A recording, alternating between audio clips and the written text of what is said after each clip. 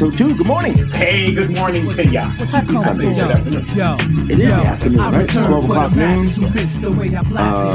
What are we? Week after Thanksgiving? After. We're after Thanksgiving. We're in December. Post-Thanksgiving, pre-Christmas. We are in December. Mighty. It has come. We are at the 12th month marker of 2017. You're done. Shit you didn't get done this year, you gotta put it off until next year. The shit you did last year was the shit you were supposed to do in 2016. Yeah, that's usually what it is. You just kind of keep rolling down the hill. Keep rolling down. Just don't do this shit. It's like a dice game. You just let it roll. Let it roll. Like let it go in. But how was your week? My week was pretty good. Really? My week was pretty good too. It was pretty good. Yeah. Uneventful at work. We're moving shit. We're moving into like a new building and space and whatnot, which is looking nice. There's still a couple people who are saying that they get nosebleeds and stuff. What is asbestos? What are they claiming? It has all kinds of demons in there. They're saying that they're like getting sick and stuff, and so you got to take it seriously, but at the same time, you always want to say, "Man, maybe you should have been on your mother's tit like 6 months longer." Yeah, a little more iron in your diet. Maybe you should have some. Iron is like one of the biggest things that happens with some kids babbling, where some kids have the decision of whether they're going to be like super healthy or kind of lame and just low energy. Right. And iron, I remember when we were feeding the kids and stuff when Ron was born, was, our pediatrician, who's still his doctor to this day. And he was like, get less iron in their diet. Really? Yes. And we switched to Similac low iron. And it was like one specific can, like one particular type of can. Why is that? I don't know. It's probably some scientific reason, but from what I understand, the natural, from what I understood back then, the natural composition of the child should be as natural to the mother as nurtured, right? So you grew 9 months with this, system. Okay. This ambiotic fluid system and growing. And the day you're born, you introduce a new chemical. Basically, a new composition that they haven't had, and so it's like anything else, progression, and you probably could wean them up, and then when they get more developed, the muscles develop and stuff, then they can be introduced to more things like iron and stuff like that. So you may be building iron too much earlier, and kids would get like shit a lot. Constipation. Right. No, actually the opposite. Constipation. Oh, really? Yeah, constipation and flushing, like face was flushy, rashy, because the iron is forcing not hormones. You're just like it's like Supergrow, Miracle Grow. It's like putting Miracle Grow. Shit just growing a little too fast, man. You get in a fight. You got a little shiner on your under your eye there. You want to know who did this? Casper. Your dog. Fucking dog bust me in the eye. I can't believe you could see it. I didn't. Yeah, so it looks like a mosquito bite or something. I didn't think it was seen, but we were playing. We play, play in the bed or whatever else, and I just did and he just like what, and then just I grabbed him, hit him to the pillow, and then looked over, and he jumped up and boom. You'd love to know what pets are thinking when they do shit. I'm sure he was being playful. I'm convinced because I look at like the tail. Like if the tail is wagging, and I think he's really being playful. Sometimes when he looks, it's like, what's going on here? We got our cats are fucking. Wait, there's more than one? I thought it was just Theo. No, we got 3. You didn't know this? No. Because you probably never seen them, because every time somebody comes over, they fucking hide. They're scared. They just disappear. I think one of them is actually freaking mentally retarded or something. Like whatever that equivalent is for cats, that's what that one is. It could be. The other one is just like reflecting of what the other one is. Could be. It could. I'm trying to bring it. Because they're kind of nuts. We were cutting. We got a hunt for them because we needed to cut their nails. Yeah. So we cut their nails, and they'll just like one will just like sit there and just. Wait, while he's getting cut? Yeah, well, while he's waiting? While we're like, you know, we don't want them running around all over the place. So when we realize they're in a certain spot, we'll close the door and stuff like that, and so that they can't get out, and like look for them under the bed and stuff like that. So they kind of like know, okay, I'm trapped. I'm not getting anywhere, and they'll just like give up and they'll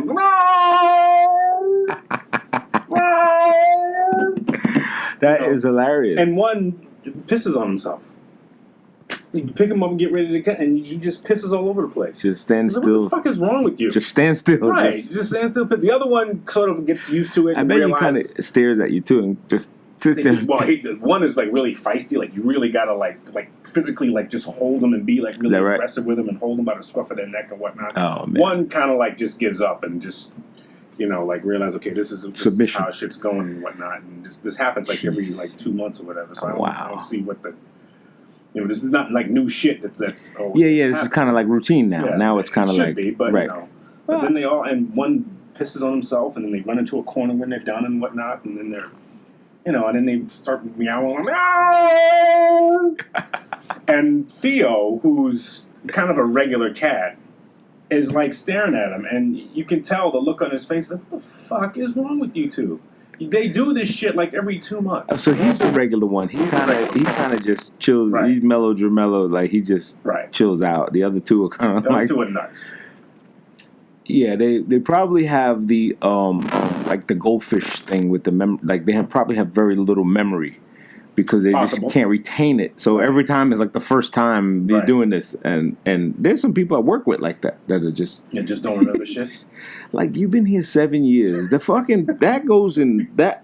You know, what do you want me to do with this? You mean this shit that we've been doing ever since you've been here? Yo, sometimes it's just pulling teeth, man. It's really like, you know, people do... You know, everybody on the resume says everything... the right way. I'm a self-starter. I'm a... Those canned responses are just like noxious. They're just, you know, everybody just writes what you want. Oh, really? Are you... So the good thing about when I was at Intercontinental Hotel, they taught us behavioral interviewing, okay? Which was a class that we had to learn when you got into the executive level, you turned to behavioral interviewing. And I was like, wait a minute, they're not supposed to ask you this? This was in my interview. Like, I learned later, 10 years later, after I had already been on a job, that, wait a minute, that kind of wasn't, that was how my interview went. And they were like, oh, well, who, do you know who? Yeah, he still works here now, you know. And the funny thing about my interview at the hotel was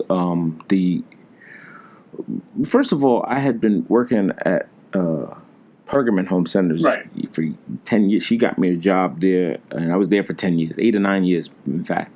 And then I went to this hotel. A friend of mine, God bless him, who's like, yo, man, you'd be perfect for a hotel. And he was like one of my workers at Pergamon. And he was like, dude, you would be perfect. I'm going to get you in. Wait till I get to Manhattan. I was like, dude, I'm going to work here driving a forklift forever. Climbing up on rafters, setting up Christmas displays, doing a season. Yeah, I was just, man, I enjoyed it though. I really enjoyed working at Pergamon. It was fun. But I finally go to Sears, I go buy a suit, and at that time we went to Kinko's. Kinko's was still around. Is it still around, Kinko's? No, I don't think so. I think there are some like copy centers, but not for the most part, no. Maybe they merged with FedEx. That's what it was. Kinko's FedEx. It's now part of FedEx. Okay. Yeah, I'm shocked I don't know that. But yeah, so we went to Kinko's, and he's like, yo, we got to type up a resume. And I was like, fuck, like what do you put in it? Like, I didn't know anything about it. And I remember, you know, we were just sitting there all night. Like, you pay, that was at the time, you pay to sit at a computer. Yeah. And you can still do that in some places. Yeah. Like Staples can do that. Like Staples, you can... The business center. Yeah, business centers in every hotel has that. Right. You know, you could just sit there and just kind of pay per play. And I remember just trying to fake it and just add all this crazy, goofy shit. And I was like, canned responses, you know, it was like, objective. My objective is to enter a company that I could show my skills. And so long story short, we get to the interview, and I had dreads at the time. That was when I had my dreads and everything. And he was like, yo, dude, this is a corporate hotel in Manhattan. You can't have a beard. And I was like, what? He said, you can't have facial hair. You can have a mustache, but it can't go past your bottom lip. It can't go past your lip. You can't have you can't have a handlebar. You can't have none of that crazy shit. By the way, the handlebar mustache is, like Hannibal Buress says, Why are you staring at me like you don't know I'm looking at your handlebar mustache? You have a handlebar mustache, man. That is a hilarious joke. So guys with handlebar mustache got to get over the fact that people are staring at you because you have a handlebar mustache. But anyway, I digress. And I go back to I was trying to get all this stuff together. I cut my hair off. I cut my face. I haven't seen, my chin and all this stuff. I was like, damn, I was a little chubby back then, really chubby. And I go to Sears. I go buy JCPenney, Sears. I went through every one of them trying to find a suit. It was like super big. I didn't know how to wear suits. Right. And I had put all this hem tape on it because it was like no tailor to go to the. Look at that. Huh? I said, no, that's awesome. Yeah. I cut the joint off, put hem tape on it, folded it up, flip and go to the interview, try to tie a tie and do all this other crazy stuff. And we get to the interview and the guy's like, next, I come in, you're Oren, hi, how are you? So he's like, let me ask you, if I was at your house, what type of magazines would I see at your coffee table? I was like, what? Wait a minute. I was like, whoa, okay. And in my head, I'm trying to process. I'm like, wait a minute. It's trick quick. Yeah. Fuck it, whatever. I said, well, right now I'm in the home improvement business, and I get tons of magazines from tools, summer catalogs, and stuff like that. Really not into like, getting random publications or whatever, and just local stuff, Right. Like, and it was like, all right, thank you. Thanks for coming in. We'll let you know and I was like, that's it? Like, and I was out. And I was like, wow. I walked out of there so disappointed. Like, I said, I knew I shouldn't have tried this goofy crap. I'm staying in Pergamon. I'm going to work there for the rest of my life, man. What are you talking about? This guy trying to get me to work at a hotel. This guy's crazy. And my friend calls me. He was like, well, what happened? He beat me, actually. He paged me. It was like, yeah, baby. I was like, And then, long story short, I walked away, walking through Times Square, trying to get the train, walking home. I was like, damn, I'm going to be stuck at that place for another 10 years. Got home, got to the 179th Street train station, paged my boy, Jimmy Fingers, God bless his dead. Mr. 13 Ghost himself, and I was like, yo, bro, just got to 179th, you around? He picked me up or whatever. He was like, yeah, I'm around, just keep walking the way, and I'll get you along the way. He's walked the regular way, which the regular way was 179th Street. Remember we used to go there for the Whoppers for 99 cents. Exactly. You walk down Hillside Avenue and then you turn down like 188th Street or 183rd or something like that, and then you cut down the Buick. Remember the Buick and the tunnel and all that stuff. So every time I get there, he picks me up, and it's like, how'd it go, man? And I'm like, bro, I don't know, man. Wasn't fit to. He was like, damn, you cut your hair up, you did everything for the job, and you still didn't get it. I was like, I don't know. And I was like, the interview. He said, what you think? He said, you smart guy, I said, I don't think anything happened. And he said, the guy asked me one question, and I was out. And I was like, what? He was like, that's some bullshit, man. That's why I told you, don't be fucking around with these people, man. They handed me a fat joint. I was like, nah, I'm chilling for the job. He's like, man, fuck that job. They calling you, man. Fuck that shit. We smoke. Yeah, you right. Fuck these motherfuckers. In the car, top down. I was driving down. I don't even know where we were going. He had a crazy Mazda 929 or whatever, 626, some crazy hatchback car. Anyway, we're driving around. Beeper goes off. It's the hotel number. Okay. I'm like, oh, okay. And then I had the beeper where you could actually leave a voicemail. I had a unit but the number, the person could call, hi, Oren, this is blah, blah, blah. We would like to welcome you back to another second interview with food and beverage and this and another department. So I was like, motherfuckers, what the fuck? He was like, oh, they called you? Where? You'll be all right, man. Don't worry about it, man. I was like, damn, man. The interview was the next day. I go to the next day for the interview.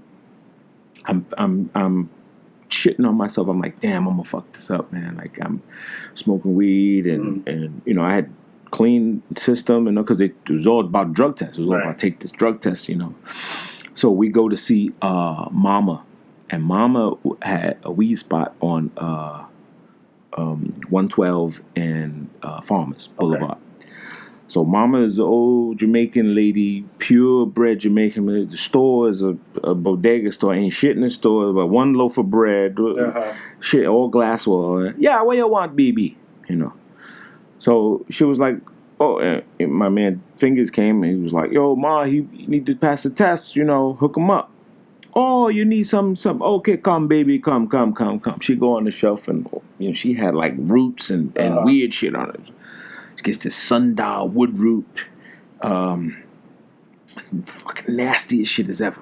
I got some downstairs too, by the way. I have some sundial wood root, some extract of some kind of ginseng type of extract. I can't remember what it was, and a fucking half a gallon of vinegar. Okay.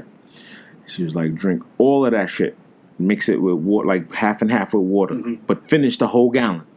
Vinegar, white vinegar. The whole gallon. Ooh. A gallon of fucking white vinegar. And then drink the wood root after. Dude, after fucking drinking the, I'm going a cup at a time. I'm doing about 8 cups a time. So 4 ounces of water, 4 ounces of vinegar. Pouring, boom, boom, boom, boom. Finished a fucking gallon, dude, a jug. Jesus. Looked like a thing of bleach. And I remember feeling so nauseous. Everything, I was coming out, I was sweating. And the extract was like capsicum, like pepper, cayenne pepper. Like cayenne pepper, something like that. But oil, like cayenne pepper oil, like it was fucking nuts. I was sweating my ass off. And then you drink this wood root tonic, tastes like ass grease. Like, oh, fuck. I was like, she was like, ass grease. She was just like, she said, whatever you, just don't smell it, just drink it. And I was like, and I was so trying to pass this. And then she said, after you do all of that, because I'm like, it's tomorrow. Like, I gotta go to the interview tomorrow, and I don't know when they're gonna take the test. But she said from maybe the day after, she said, I want you to drink a gallon of water a day. At least minimum. Like, I guess you're supposed to drink more than that, right? With 8 ounces or whatever people say, whatever. I actually heard it was like whatever your body weight is, it's half, right? It's half your body weight in ounces. In ounces. Something like that. Yeah. Dr. E and whatever that guy is, the black doctor guy. Yeah. Good. Anyway, I drink this horrible stuff. Linings of my intestines come out and everything. Bad shit. Linings of your intestines? Dude, there was stuff that came out that was probably from a long time ago. Like, just cleaning out your system. I guess the vinegar was dissolving, You had something that's like equivalent to fucking radiation. Pretty much. Like chemo, it might like a natural chemo. It was like a super cleanse, man. I mean, it was. I'm gonna say, it probably was like some, ancient whatever. She's like super Jamaican. I mean, she had like this wood root tonic. I mean, she had something. It had a fucking root in the jar. It was like a tree in the jar, soaking in like a pickle. Just see that shit dangling around, fucking tree root. I'm like, pickle, at least it tastes, you get the prize after fishing it out. Tastes right. Yeah, you get it. But man, this thing was horrible. I go back to the next day to the interview. Now, mind you, I only bought one suit, same suit on. I just changed the tie. I was like, I'll put a red tie on, something, change it. Go back, and it was like, well, we're sorry about yesterday. It was a misunderstanding, and the interview was, they had already had somebody for the position, and they kind of just wanted to be fair and have we don't want to waste your time, but at least we have you on file, so we'll be able to go to the next level. And she said, what do you think about, in-room dining and room service? I was like, I have no idea what that is. I was honest. And I said, what's an in-room dining? She's like, the mini bar. And I was like, a mini bar? No, what am I? I'm 20. I'm 19. No, Ron was, I was 20, 21, 2021, something like that. 18, 19, somewhere around there. And I was like, I've never seen a minibar. I've been to hotels, never fancy ones that have mini bars. So I don't know what this is. And she was like, well, every room has a refreshment center, a refrigerator, and you guys will stock them up and you put the stuff in. And I was like, what? I came here because I thought at the time front desk was the only thing at a hotel. At a hotel, right? Like you just stand there at the front desk, or you're cleaning, right? Or a porter. That's exactly what I thought. It was a janitor and a porter. And she had kind of explained, was like, no, there's all these other, there's engineering, there's marketing, there's this, there's that, and I was like, oh, okay. I said, so will this get me? I said, well, I'm not really into the food and beverage thing. Because I was like, in my head, I'm thinking a cook, like a kitchen, I'm a dishwasher and all this other stuff. And it was like, well, it pays, $15 an hour. And at that time, minimum wage was $4.30. Yep. $4.25, it moved to $4.30. We were like, yeah, $4.30. So when they told me $15, now I was making $10 at Pergament Home Centers. As a manager, I had the keys to the place. Right. I was the guy, like the area manager. Right. I had all the stuff, and I was only making $10. These motherfuckers talking about you're gonna make $15, $14.78 plus meals in the hotel. Oh, okay. Plus incentives and benefits, health benefits, etc. I was like, oh, Simon. I said, what's the hours? She says, well, it's kind of rough. You gotta work you gotta get here at 6 and you leave at 2:33 somewhere. I was like, what? What? That's awesome. Sign me up.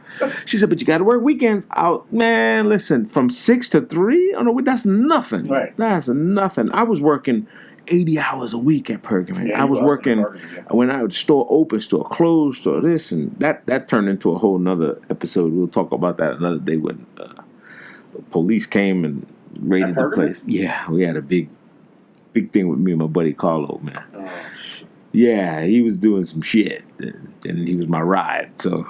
You found out that guilt by association. Your ride was late? Nah. What have you been doing there? It was a complete sting operation, man. Really? Maybe we'll talk about it today. So they were casing the place? It was a specific... it was like a sting. It was like a super sting. Power tools, you know what I'm saying? But anyway, so... I get back to needless to say, I took the job. It worked out great. It wound up being an illustrious career for me in hotels and hospitality, and I worked my way all the way up to executive level, etc. I went the long way, Right.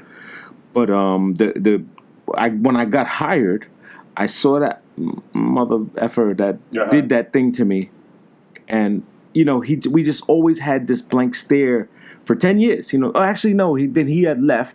He thought he was a big hot shot, and he went and got another job and went to another hotel and whatever else. Because he was like the front desk manager, but he always wanted to be the GM. That was his thing.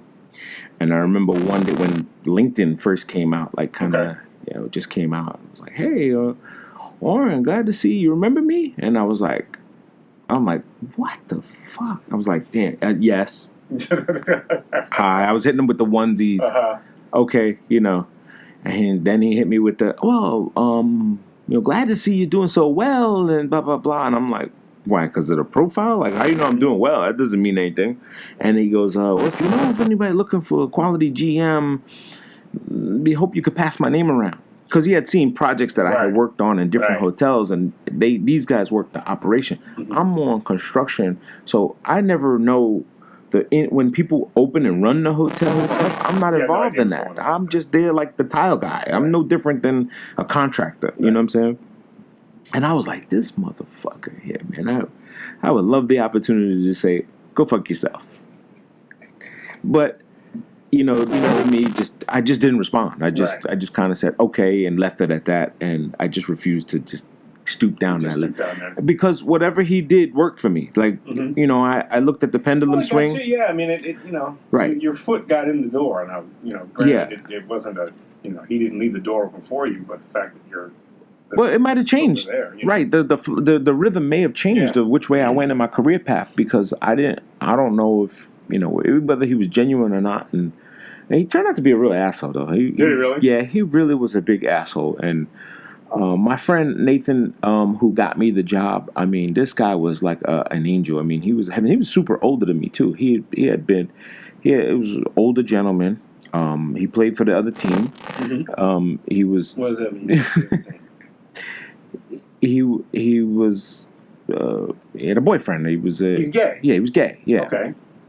And why the I don't know. I'm old school, man.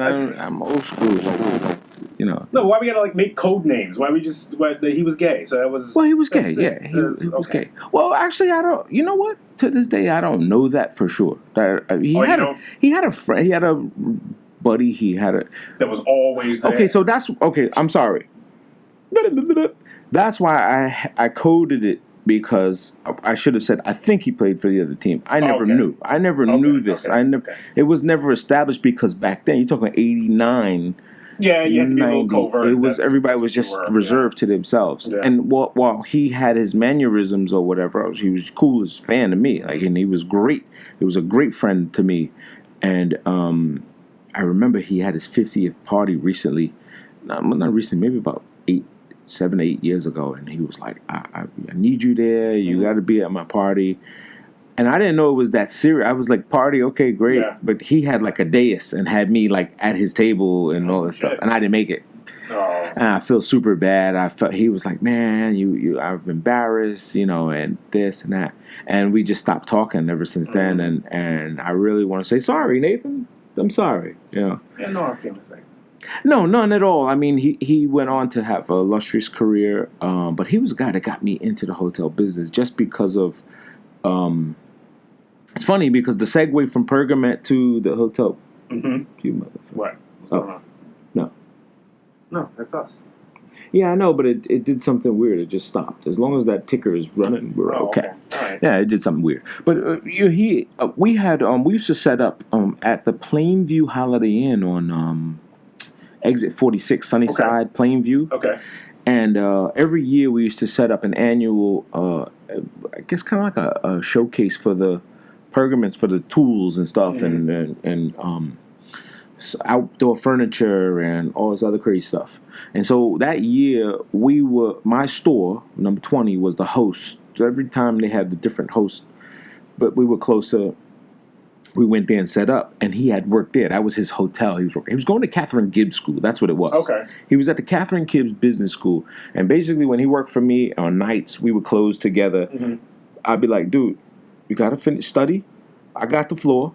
Don't worry about it. I'll do all that shit, but your ass is sweeping. Like, I'll do all the I'm doing all the sales, the business, and all that. It was quiet sometimes, but sometimes it get up.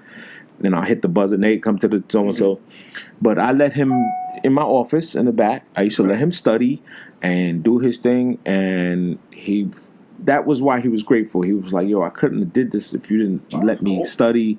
And then he went off to go to this hotel school, which was, he was in it and he got to this hotel. So it just so happened that the conference was at his hotel in the Plainview Holiday Inn. And back then, this was a roadside hotel. It was we had a conference room and a restaurant and all this other stuff. And he was like, he says, yeah, the show is there tomorrow. Why don't you come the night before? I'll hook you guys up, get a room, and we'll just hang out and, get ready. We'll be there first in the morning. I was like, sweet, that's dope. How much? He was like, fuck it, we'll put the room out of order. I was like, you can do that? And he was like, shit, I'm the night manager, I'm this and that, whatever, leaky faucet, whatever, put it out. And I was like, wow. And from there, a light bulb just hit me. And I was like, wow, this is crazy. And when I got to the hotel, he took me behind the desk. That's what it was. I went behind the desk, and I was like, it looks different from here. Like on this side, looking out. Right. It's really, it's just a printer and a thing here. It doesn't look. I thought you guys had everything back there. Like, it looks. Oh, you need to. Oh, yeah, sure, we got that, sir. Oh, you need a charger. Oh, we got that. And I was just kind of blown away. And God bless him. He looked out. He got me to. Oh, so we set up the store. This was the big story. We set up the store, and we. I forgot who. I keep saying we. It was me and one other guy, maybe Jimmy. I forget all those guys. And we set up the store. We're there early in the morning. The breakfast kicks in and all that stuff. And we had a regional manager, this guy, John Alberto, who thought he was a Joe Pesci kind of guy. He was short. He had the short man complex. He was Italian. He wore the Brioni suits and all these crazy fancy stuff. And he was like he was a hot shot, from corporate. Mm-hmm. So every time he came, it was like special sweep up the store day kind of. Right. John Alberto's coming on. I'm like, fucking guys, man.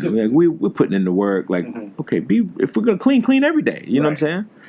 So lo and behold, this guy, he comes in, and they're like, oh. So I met some of the guys from Sunbeam. I'm saying names that you may not know. Gross Filet, which is Gross Felix, the plastic chair company, resin chairs and stuff. So we used to sell all these things. I don't know if you have Yeah, so we used to sell all of these things here. And I'm explaining to him, he was like, who? I'm with 20. I'm with 20, which is the store. Garden City Park was 20. So I'm with store 20, 2350 Jericho Turnpike. And he goes, oh, okay. Wow, I thought Greg was the GM there. And I said, yes. And he was like, so who are you? And I'm like, I'm the department guy. I'm running the area managers. I'm the vet. I've been there. Me and Carlo been there the longest. Blah blah blah. South Store. You know what I'm saying? Right. Oh, it's great. So he was like, he talked to the other guy. He was like, wait, you're seasonal? Because that's what department I was in, seasonal and furnishings. And he was like, you Orrin Whitfield? You're Orrin? Yes. I'm sorry. And he goes, man. He shook my hand. He was like, you put up the number. Like, you're the guy. So he goes, you're winning the award today. Oh. I was like, damn. And I was like, wow, that's what? And he was like, yeah, he said, we thought you were the GM. He said, this is even more, you're more deserving of this. You did all it, because we set up, you had to put everything together. Right. Sit and put Allen keys and wrenches and all this other stuff. And we did that all day long. In the stores, we did it the night before in the evening, and we had the whole time to chill out. But we gave us a room with a jacuzzi and all that stuff. So we were just hanging out and chilling, Wasn't drinking back then. I don't think it was anything. I think we were smoking weed.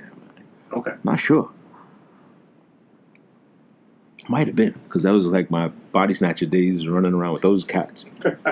We were doing a bunch of shit, and I was getting up and going to work like, Anyway, long story short, we put the thing together. So the Alberto guy comes in, and he goes, and the representatives from the other stores are telling him, oh, this guy from 20 is great. These guys are awesome. They're this, they're that. And Alberto's like, fucking Greg is a fat piece of shit. How could they be talking? Now, this guy was about 500 something pounds over 100. Like, he was on top of that. He walked around. He had a black wife. He was from Connecticut. He drove to Connecticut here every day and was late. And it was like oh, Greg's coming from, oh, okay. It takes him 3 hours to get here, whatever it is. And by the time he got there, he turns around. Well, everything okay? Okay, boom, sign this. Oh, good job, guys. See you later. Okay. And his wife and kids will come, oh, hey, Orrin, hey. They come to my section because I had seasonal. It was Christmas. It was this. So they would all hang out in my department, which was like the best. And the guy goes, hey, well, this guy, 20 is, so now they're calling Greg, right? They're calling a GM. John Alberto, I guess, is calling him, and he's saying, Greg, where are you? And he's late to the fucking show. I'm on my way. My guys are there, and this and that. Where are you? I guess that's what I don't know what he said, but so. Lo and behold, he busts in the door late. He's 600 pounds. Right. He's like, his arms are like this. His arms are like in his, like Jabba the Hutt, and he walks in and he's like, oh, I'm and he was like, what's up with Orrin? Right? And he goes, the fucking guy, what did he do? Did he fuck this up? Did he? And they said, no. Damn, see, it keeps. Then why does it do that? No, the exact opposite. Huh? He said the exact opposite. Said the exact opposite. No, and he went off, before that, he went off to throw me under the bus and saying... Oh, the GM did. Yeah, that I took the initiative to do this on his own. These weren't... And I did. I did do that. Right. But it was in his favor. And instead of waiting the 1 second to hear how good it was, he bashed me, man. He just hit me with the hammer and was like, I didn't tell him. They had no authorization to do this. One of the other guys works here. They let him in the back door and all that stuff. With his alligator fucking hands. And And they're like, so the man said, so this has nothing to do with you. 100%. That was exactly how it happened. And I remember it was at the breakfast buffet, and they was like, so you had nothing to do with it. And they were like, and all the Sunbeam reps and all these guys, they're looking at him, and he's like, well, Chuck Ferris, my assistant, was supposed to get here in time, but he's got a wife that has some kind of a cancer. Blah, blah, blah. So he did this on his own, and they asked him twice, and he said exactly what you said. And he was like, I live in Connecticut, and my daughter's in a wheelchair, and they had all these problems. They were like, right. And they was like, okay, no problem. He did a great job, by the way. These guys are all happy. They love him. And he was like, and they go into the big ballroom, and it's like everybody's like, yay! By the way, this has nothing to do with you, though. He's right? walking in like, oh, look at all this fun stuff going on here. And they were like, yeah, your store rocks, 20, yeah, Garden City, blah, blah, blah. You're fired. And they fired him. Yes. They fired. They didn't. The funny thing is, they didn't promote me up that rank. They put another guy in front of him. They fired him. Oh, they brought another guy. But we had crazy stories back then. And so I digress to the other story. Started to monopolize the whole podcast about this, but it's being interviewed. Yeah, it's like I'm being interview skills. Yeah, right. But hey, you don't ask interview. Like, you don't give like pat answers and questions on interviews. Like, you interview like your personality. Right. You get a personality interview. Right. So thanks for taking me back, because that's what behavioral interviewing was all about. It was always about when you made a statement on you asked, well, can you give me an example? Right. You know, and then what was that like for you? And how can you give me an example of how you took charge? Yeah, the interview process is bullshit. Because you ask the questions that people know that they're going to ask, and you give the answer that you're going to ask. It's canned. Yeah. So what I try to do is like try to set up. Okay, well, this job requires certain characteristics. You write down those characteristics. You got to have perseverance. You got to, whatever, and then you just start and you just. How I would do it is just like you just have a conversation. You start having a conversation and say, "Hey, what kind of kid were you in high school?" And shit like that. Get that person to start talking. Right, behavior. You want to know the attributes of the person. The attributes of the person. And says, "Oh, okay. Well, he has this. He's got most of these. Okay, this would probably be a good fit." Yeah, I don't think anybody shows up to the interview and be like, "Yo, I can't get up out of bed for shit." Exactly. I hit that snooze button 5 times before I'm probably not the right guy for the job. Great, you're hired. I said that at Did you? I said that at one job that I had when I was out in Washington. I interviewed for a night manager job at a college bookstore. Yeah. And I said and I remember saying, I said, look, if you want somebody to run all these numbers, if you want somebody to translate what this means in dollars amount, I said I'm not the guy. Not the guy.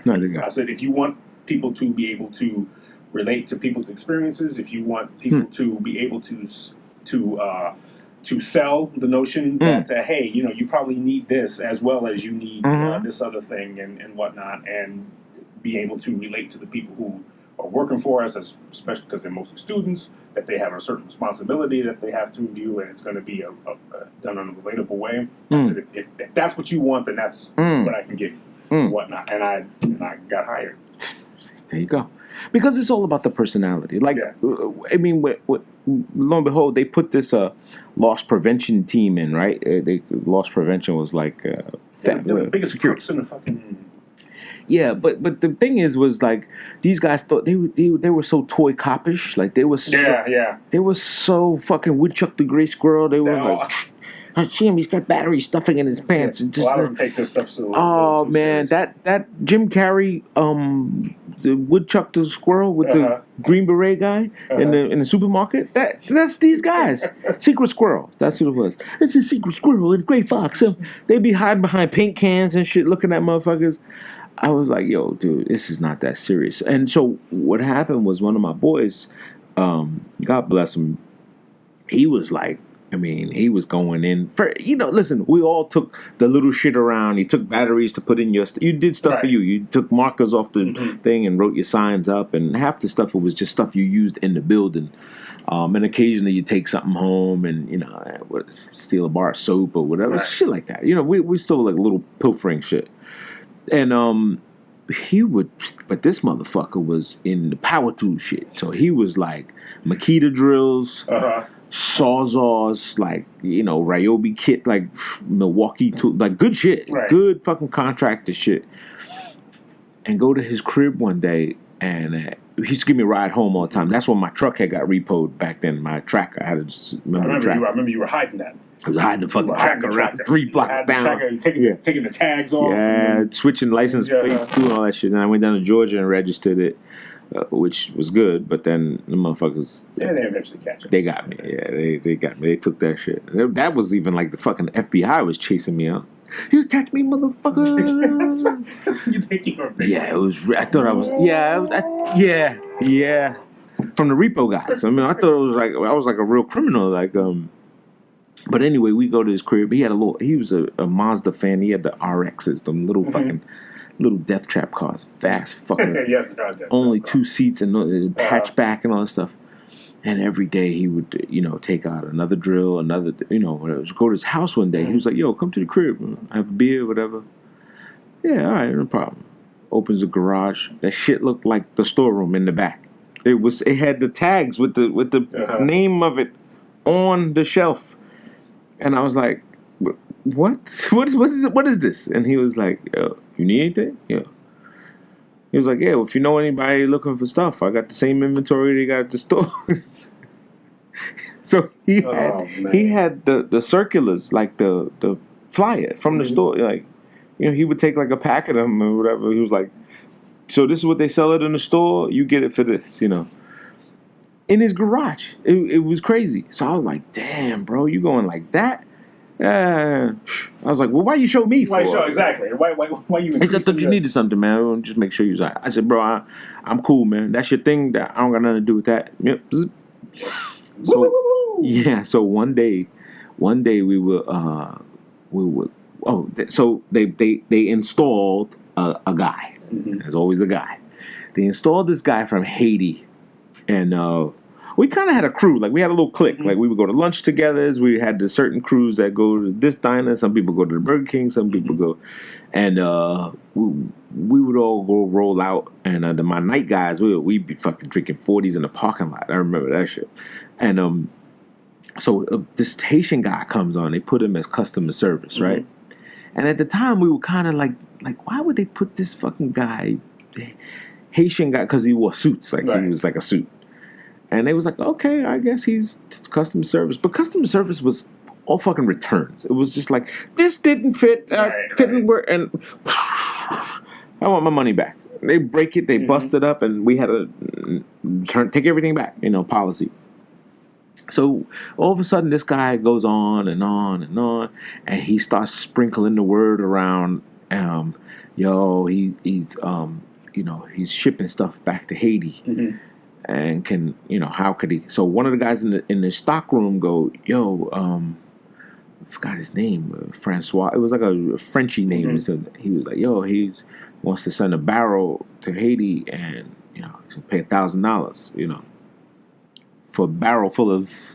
And he had a list. He had a list. It was very detailed. It was batteries. It was all shit for like Haiti. Like I think they had a hurricane or something like that. It was screw guns, boxes of screws, batteries, soaps, and like cleanup stuff, and a lot of shit. And he was gonna stuff it in a barrel and put it in. So I guess Lowe fell for the bait. My man fell for the bait, and I didn't know that it was going down. Like, I didn't know it was superly going down, and it was like boom, boom, little at a time.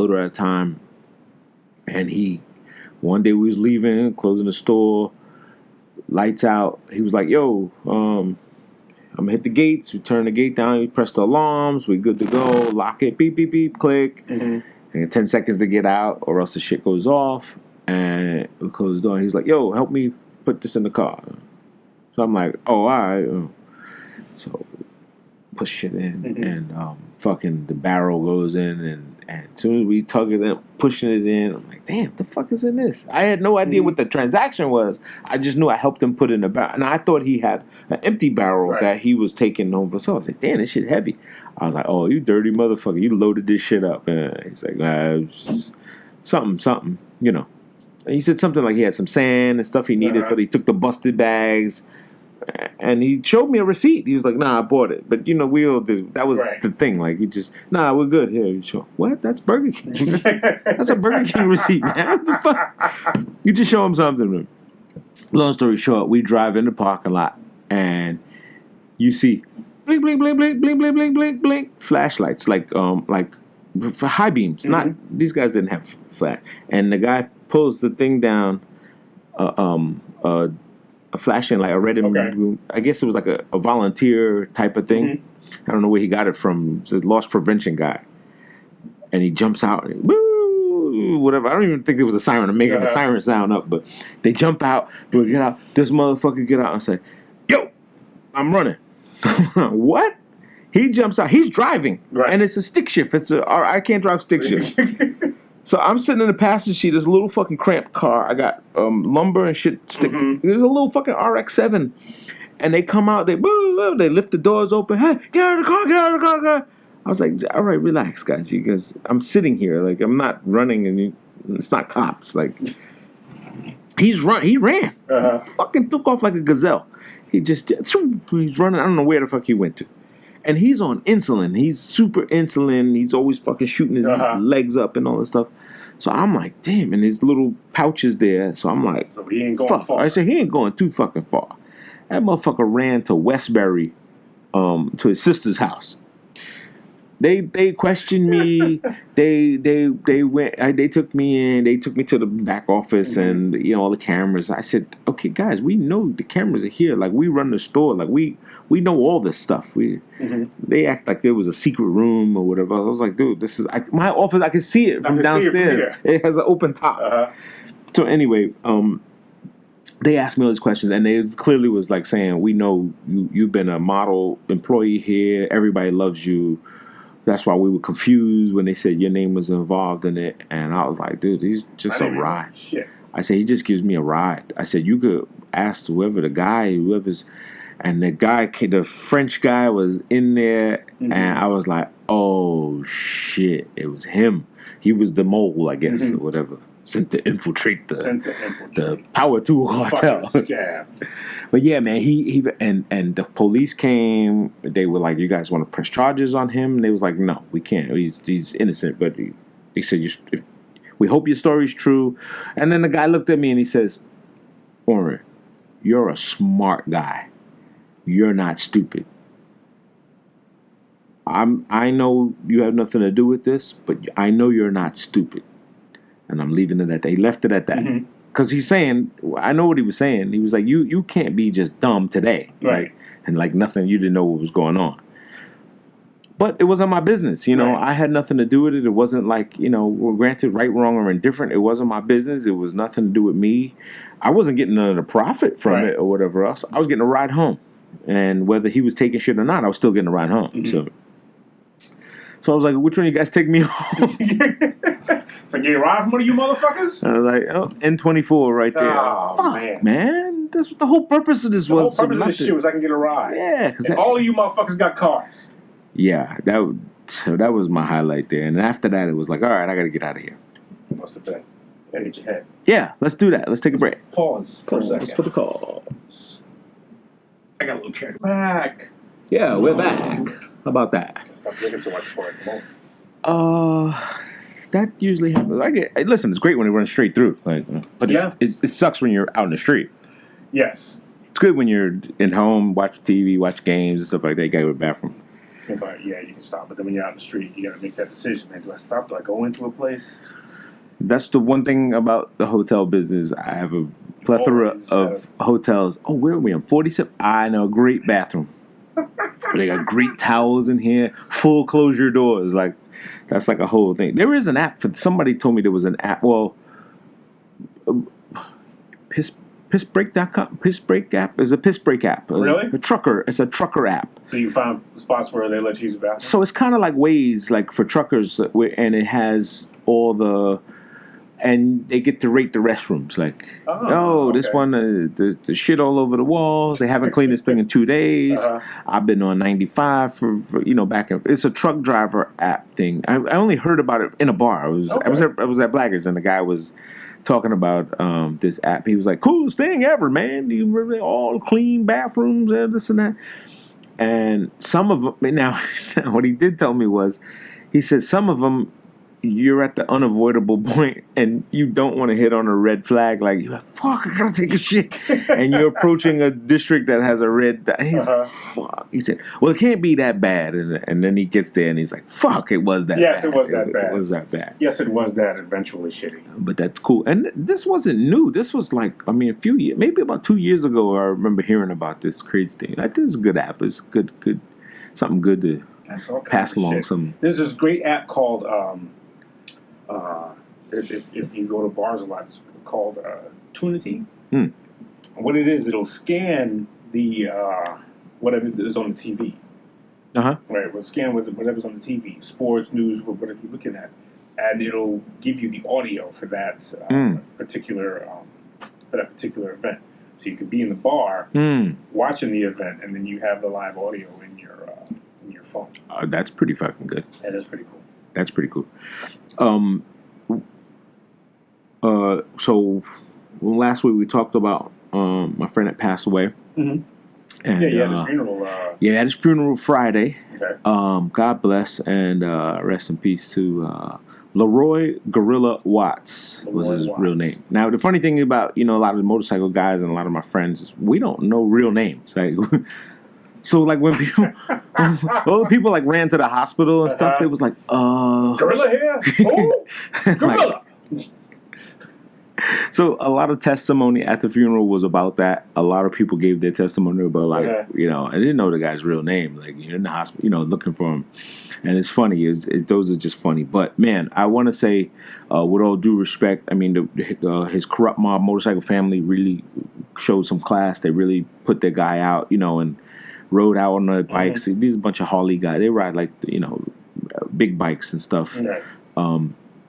But man, this may have been one funeral for the record that I've gone to that was like an episode of Love and Hip Hop. Really? Man, in a listen. good way or a bad way? Oh, jeez. No. I mean, the gentleman was very well loved. He his family and friends. He had a big family. He had a lot of kids, and there was just a lot of ambiguity in the building. Ambiguity? Yeah, just uncertainty. So things were just not clear. Like the "who are you" type thing? Yes, and why do you have the right to be here? Are you... Oh, Jesus. And so, unfortunately, I didn't get to... The viewing was at 9 a.m. They did not open the casket at all.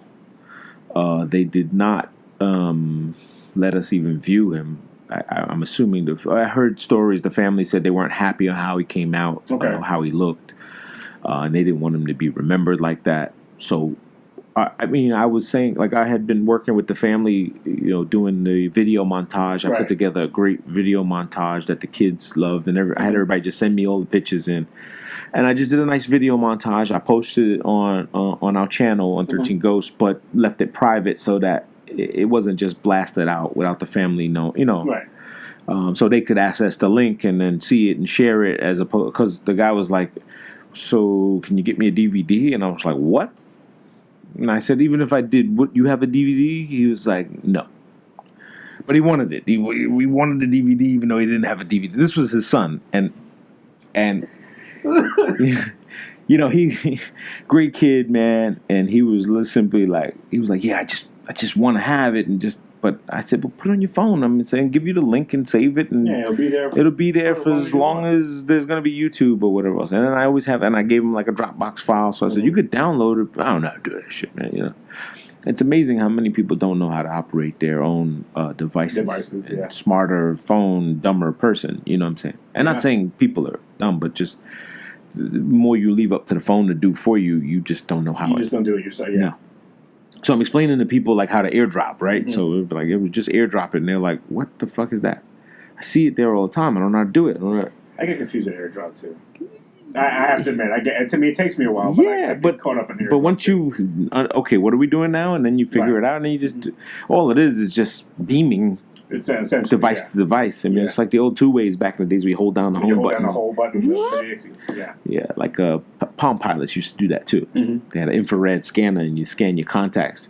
I still have my 2-ways downstairs. Do you really? I have I have a drawer full of gadgets of old phones, beepers, 2-ways. I mean, the 1980s movie you got to go to for the props. I'm the prop guy. Well, my buddy Syke, Sean, I don't know if you remember Sean, used to live around the corner from us.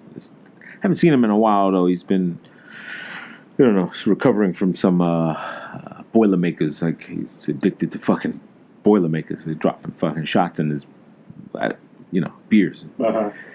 And, You're talking about today. He's recovering today. Like lately. Like, I haven't seen him in 6 months. I really think I haven't seen him since this whole year. Like, since my birthday party. That was it, 6 months. So, June. Okay. So I haven't seen him since my party. And he's one of those guys that walks around with a beeper. Like, and he does, it's like the party trick. He's like the party trick guy. And he'll walk by, like he'll just do the flick, and people, wait, what the hell is that? Wait, was that a beeper? And he was like, oh yeah. And he'll go through the whole motion. Mm-hmm. Oh, all right, I'll be there. What were you saying? And he'll go continue the conversation. And people are like, wait, did you? No, that shit works. And he was like, I gotta go home soon. I gotta go bring some milk home. Go ahead, keep going. And people are like, nah, kid, come on, man. What the fuck are you doing, man? You can't just gloss over that shit. Yeah, that's not a oh, all right, let me go. So that's his lampshade on the hat trick at a party, and it catches people off guard. I recently got a flip phone. Did you? I got another flip phone. I had an issue with my phone. And there was an issue with because my job provides me the phone and the service, and there was an issue with it, and it was like 2-3 days and stuff, and it had an issue with the network and it being able to get on the network, and it was these batch of phones and we got and stuff like that, and so I said, okay, well I can't be without a phone for a second, so I went down and I just bought me a little flip phone and got it on, and I'm like, wow, this is like all I can do here is like make a phone call, and that's kind of great. I don't check for other shit. Like I'm not looking to see who liked this picture that I sent, or who's connected on the super interesting. So you mean the only thing I have to do is just communicate on a phone with this, and so it's in my pocket unless I'm either going to make a phone call or receive a phone call. Right, make or receive. Yeah, I don't want to listen to music. I don't want to watch a movie. I don't want to see, hey, did so and so upload that video and all that shit like that. All my clients, all my hotel owners that own hotels that I work with have flip phones. Yeah. They do not use smartphones. It's fucking weird. Interesting. I'm sure they have a smartphone. No. No, not at all? Nope, don't want it. They say they don't want it. They don't even have computers. These guys don't even have a computer. Someone prints the email out for them and tells them what it is and goes through it and explain it to me. Mm-hmm. And he keeps a fucking HK. He keeps a duffel bag with a little brown paper bag, like one of those things like you go shopping and you get a nylon Tyvek bag. He has his papers in there in one folder. He'll get like a folder with today's pressing stuff in it. His flip phone in his pocket. He's on it all day long. He's all constantly talking to people, etc., whatever. And he none of this. JPEG, nothing. No, you don't understand none of that. Nothing. The older? He's a world-class tennis player. He used to play tennis back in the 60s, you know what I'm saying? And very class act. He's Czech. He's super smart. But he came up the hard way. He's went the long way. You know what I'm saying? He's a Holocaust survivor, parents, and all this other stuff. And we go out to dinner and stuff, and he goes, you know what? We're poor, but we eat good. I was like, you just dropped $180 million on this project, and so you ain't poor. Yeah, poor is not the word. But you know what? That mentality. But he thinks he's poor. That mentality keeps him wealthy, and I have a lot of respect for him in that manner because he does. But all him, my other Persian owners and stuff, flip phone. Yeah. And even if you sent like a text or whatever, they do get texts on them. But he said to me, Oren, if it's not oh, yes, no, or call me. You know what I'm saying? Like, that's the only option. Like, yes, no, I need to speak to you, or call me. Not no scroll down 3 times. Not happening. He's not reading it. You know. So there's something to be said about that. Like, whatever the less, because being inundated, and I think it's what you just said. It's the distraction. Right. It's the distraction of knowing something is there or not there, or what'd you miss? Right. Nothing. Right. You didn't miss anything. So he doesn't know, you know, he hears about it, you know, he knows about it, but he doesn't hear or care about it. Until he can conceptualize how to engage in it, he's really not. Yeah. I remember we were at breakfast one time and we were having a conversation about Facebook. Mm-hmm. And he said the Facebook, like, you know, it's like the Facebook thing is the, and he says, so what is it? Faces? Is it, you see the people's face? And what do? You say hello? You know, he's like really primitive. I'm like, dude, I have. Now the funny thing is, I have friends that just came over from jail, and they have the same exact conversation. This guy just happens to be a billionaire. This guy's a fucking coming home 20 years later, going, "Oh, am I on the Facebook? Hey, that's me." Oh, you know, and it's weird. It's just the weirdest thing, but you know, I guess. You know, time does that to people, but... I was on the bus not too long ago. Mm-hmm. Taking a bus from Hempstead to Jamaica. There was a dude on the bus who I am willing to put money on. Just came home. That this dude just got out. Yeah. Because he was staring at shit. Like he didn't know what that was. Like he was surprised like how fast something moved. And he was in the window going, we still up? We're recording, but I'm losing the connection. Probably losing the connection on the phone. But it's recording, I see. But he was like looking at stuff, like, ooh, like, wow, like everything, like his head was always turning and stuff. And he was, like looking out the window and looking out and stuff like that. And I'm saying to myself, this dude just got out. This dude's had like a 18, 20-year bid in which like certain portions of life have just like he missed all that. He missed everything. That's possible. I mean, listen, I could believe that could happen because there's so many. A buddy of mine came home not too long ago, and he's been doing well. God bless him. Mm-hmm. And sorry, Universal's not so universal sometimes. What the fuck I'm doing? Okay, that's why it's just dying out of power. Yeah, so he just came home, did 20 years. 20 plus years. I mean, he went in when we got out of high school and killed somebody. You know what I'm saying? Unfortunately, defending himself, you know, in a whatever rage. I won't go into the nuances of his case or whatever else, but I mean, he paid his time. It's unfortunate for anyone to be afflicted or lose a life, and vice versa. And I think we talked about it before about like. How do you look at it from this guy's perspective? It depends on where you sit. Right, depends on where you sit. Where you sit from that thing. But he did his time. Did his time, and he made me a fucking awesome belt. Like that's one of his trades. He came back, made a street equity belt for me, hooked me up. I was like, yo, this is beautiful, man. I made him some shirts, and he moved down to I think Charlotte or whatever else. He seems to be doing very well and very well recovered. So there's always. I guess you can come back to society and really, re-enter. But at the warp speed of the way things are developing, that's where I think people. But I guess my point I was trying to make is that even though he lost 20 years, the speed of light of where things are, he didn't miss a lot. Even though a lot happened, we kind of went so fast, like fast forward that. Like the simple stuff is where we kind of want to be. Like we want to be simple. Yeah. Like I wish I didn't know half the things I know with things that I just want to avoid. And to him, he's discovering it for the first time, and it's fun again. You know what I'm saying? Like discovering the computer is fun for him. Right. Like that, it's not fun for me now. It's a means to an end. Like I have to use it. Right. So he's having fun doing it. He's going on posting pictures of his family and his friends, and he's enjoying it. Right. And that kind of fun is probably like we take it for granted. Like regular people take it for granted. Right. That's what I'm trying to say. Right. Regular people are looking at it going, it's so well. Yeah. And we get pissed off at like little shit. Like, this thing ain't uploaded. It's taken 7 seconds to do this thing. This is a piece of shit. He tagged me in this post. I had nothing to do with this event. So why is it making that funny noise? Yeah, I have to plug this in again. Well, you're in kind of like in the tech side of things at your job and stuff, and when you get we give people the ID10T test. Yeah, the ID10T. Yeah, the ID10T for that's a great one. Oh, I love that. Great one. ID10T forms. Yeah. Get the light bulb repair kit.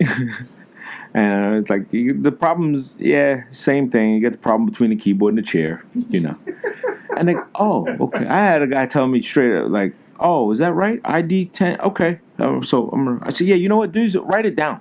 Yeah. I said, do me a favor, write it down. And when they come in and fix, they're gonna do stuff. Just tell them this is your problem. Do that at work on Monday. Oh, I'm gonna do that. It doesn't reveal itself until they write it. Right. So what? Say it again. It's people that are verbatim. Mm-hmm. I know there's people about verbatim. They just copy what you say. Right. And they can't. And they don't. Right. They're not computing. They don't conceptualize what. And they go and they go, hey. I'm gonna say that. I'm gonna say, yo. So we got to get access to this new building that we're in, and unfortunately, we got to do some more bullshit paperwork. Yeah. So go onto the website and make sure that you download the ID10T form. Yeah. And when they type it out and they spell it, they get the reveal of their life, and they go, huh. The thing is, there's like half of the dudes I work with gonna get it, the other half are not. Yeah. I work with a lot of international dudes. Right. So the international dudes are not going to get it. Right. The dudes, the American dudes are probably going to write back, "Fuck you," stuff like that. Right. And then somebody like a guy from freaking Pakistan, he's going to say, "Oh, I tried to download this, I didn't find the form. I can't get the access." And then I called the tech support. Call tech support. Oh man, that would be fun. That would be fun. But but technology is something that is it's sweeping so fast. I mean, I think we talk about it almost every episode of how fast the wave is. And so speaking of technology, have you seen Sonia? Who's Sonia? Sonia is this fucking robot that Hanson Technology put out. Okay. Came to the UN. Sonia was at the UN and gave a speech. Listen, bro, I'm telling you now, I think we said it last episode. We are writing the path that we don't want. The law of attraction doesn't know the difference between positive and negative. So we keep asking for the negative stuff. They keep asking the robot, are you coming to destroy us? And she says, you keep asking me that as if you want me to do it. Right. And they're like, no, we don't want. She said, well, why? I never thought that until you put it in my head. Yeah. This is a fucking robot, an AI robot doing this. We are plotting our own demise, our demise. Like we are demonstrating that we're really not relevant. Like we're making ourselves obsolete. Yes. I'll give you a perfect example. We at work, what we're doing is we're doing a lot of we establish and monitor video conferences. Okay. For different groups around the world. Yeah. And so it requires every conference we have, we assign it to a particular technician. One of the things we're starting to do is now we're going to start remote monitoring a lot of conferences. Okay. So we're going to have one person sitting there, and one person he's going to have like 6-7 conferences up. He's going to be able to communicate with everybody in the conference and stuff like that. One person controlling it, And that's great, but what a lot of people don't see is that we're participating in our demise. So when this becomes successful, ultimately it's going to be, wow, this is great. We can do this. Without you. I now don't need 30% of my staff. Yeah. I mean, it's weird. At Chase, my business bank, the guy, I walk in and we do a lot of cash, deposits and stuff, T-shirt business and all this other stuff. And I'll come to the bank and I'll go and cheat. And the guy goes to my church, Elijah, and I'm like, hey, I want to drop deposit. He's like, all right, go right there to the machine, Yeah. And I was like, I want to go to the person. I want to go to the window, Not that it's any more safer, but I don't want to be in a fucking lobby, like my back to the street, And it's just weird. And I always said the logistics of that has to change. Like if they could make a kiosk that you stand facing the door, like you can walk around it and be this way facing out would be nice. And you just handle all your stuff like you were at the desk of a hotel or whatever else. Like if you could just make that kiosk instead of everything being on a wall and you're back to the it's back just to everybody else. That's what makes it so weird. So then I told him, I said, listen, he says, no, we got the new machine, and they went as far as to put a machine inside the And I'm like, I said, dude, why do you keep promoting your termination? And he was like, this is what they want us to do. And I was like, well, what do you mean? I said, do you know how to program this thing? When they go, he said, nah, we gotta call somebody else. So I was like, you're not included in this equation here. So that person's got a job. Right. You're just a pointer to that, to this, to that. You're the finger point. Go over there. You're a direction giver, which is a sign, essentially, which is like, and I just can't understand. Like, I remember when the ATM first came out, and it was like, oh, it's going to make things easier. And now it's more expensive to get it from an ATM than it is a person. Yeah. That's weird. Yeah. That's weird to me. Like, take out a machine, there's no benefits, no life, no vacations, no... Because of the maintenance. It just works. But you know what? We're also... number one, we still have to interact with the damn thing, so we still have to... Yeah. We still have to know what we're doing with it. Right. Do you notice that when you go to the ATM, you take your money out? Yeah. The money's not all in the same direction? It's not? No. Yeah, well, because I think it's garbage in, garbage out. I think it goes in and goes out. Right, but you remember there was a time when everything was in the same direction. They were all formed in the same thing. Yeah. Now, when you go to the ATM, you get your money out, you get your stack of 20s, and a couple of turned this way, a couple of turned over and stuff. Does that bother you? It bothers me a little bit because it's one of those things where like we're being efficiently lazy. Yeah, I was never. Our efficiency is great, but if we'd have put a little, I don't know, it's one of these nitpicky things. Yes, I mean, $40 is still $40. Right. It's not gonna make a damn bit of difference. Well, there's a huge population. That's the reason I asked you that. There's a huge population of people that are pissed off at money being facing a different way. A huge population. A huge population. Like people don't hand me. People don't hand it to me this way. Put my money straight. My partner's like that. Mario's like that. Money. It's wrong. It's the same amount of money. He's like, yeah, but it's all messed up. It's messed up. It's just messy. And I'm like, it's just facing. OCD. Yeah, man. There's a big thing, but the ATMs used to give only new bills. Like it used to be, right? Because they had to be crispy new bills to go in and out. Right. But not anymore. Right now it's fucking.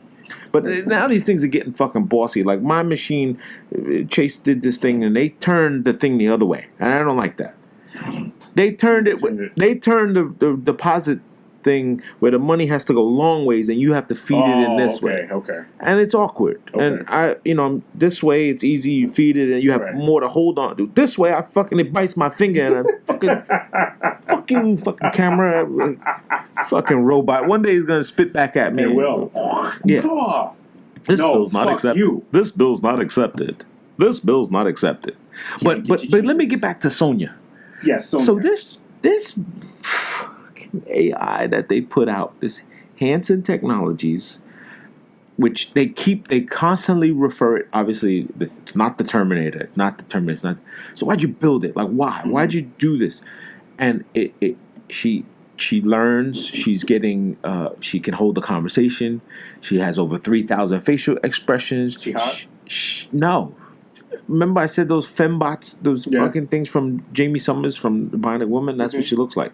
She's half the brain. She has a cerebral computer that's fucking sparking fire and all kinds of shit in the back. It's clear with a facial feature, but she makes like I'm like, what? Fucking bitch. Fucking digital bitch, man.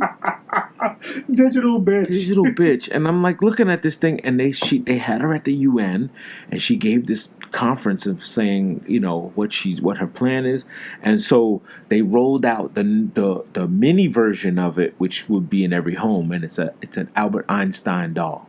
It's an Albert Einstein doll. So remember, we had Teddy Ruxpin, we had a fucking. Texas Instruments. You had all these things that could talk to you and do all these, Now they have one called Einstein, the Einstein, which is a little. He's about this big. He's about 6 inches big, and you sit him on your desk, and he's basically a Google fucking search button. Google Voice. Yeah. Pretty much. So, hey, so how far is it from here to the moon? And he, wow, this to go to the moon is 3,000 feet. Da, da, da, da, da, da. And he talks back to you and like Siri kind of ish, but no button to press. Like, so he doesn't turn off. And so people are saying, oh, this is a fucking snitch button. Shit is sitting in your house, just sitting there waiting. It's listening to everything. It's interacting. It's picking up fucking what. So who's that bitch here at 2:30 in the afternoon? Do you know, again, you have iPhone, and we talk about AirDrop and all this stuff. They now have, which is, again, promoting laziness. They now have the Wi-Fi password sharer, right? So, Say it again? Wi-Fi password share. Okay. So, I'm at a place. I was given the Wi-Fi by the guy, the owner, or whatever else. You come in, you meet me at a bar. Hey, what's Wi-Fi here? Can't remember it, no problem. Open up your phone, I click it on, click, boom, you got it. Okay. Automatically goes to you. You'll never see the password, you'll never know what it is, but I shared it with you, you have it, and now when you have it, it's on. This is kind of dangerous because we're creating multiple points of entry for... we're constantly... Pandoring. We're just constantly opening windows and just keep opening portals that allow in, out, in, other out. Shit. Yeah. We're just, it's weird. It's really weird.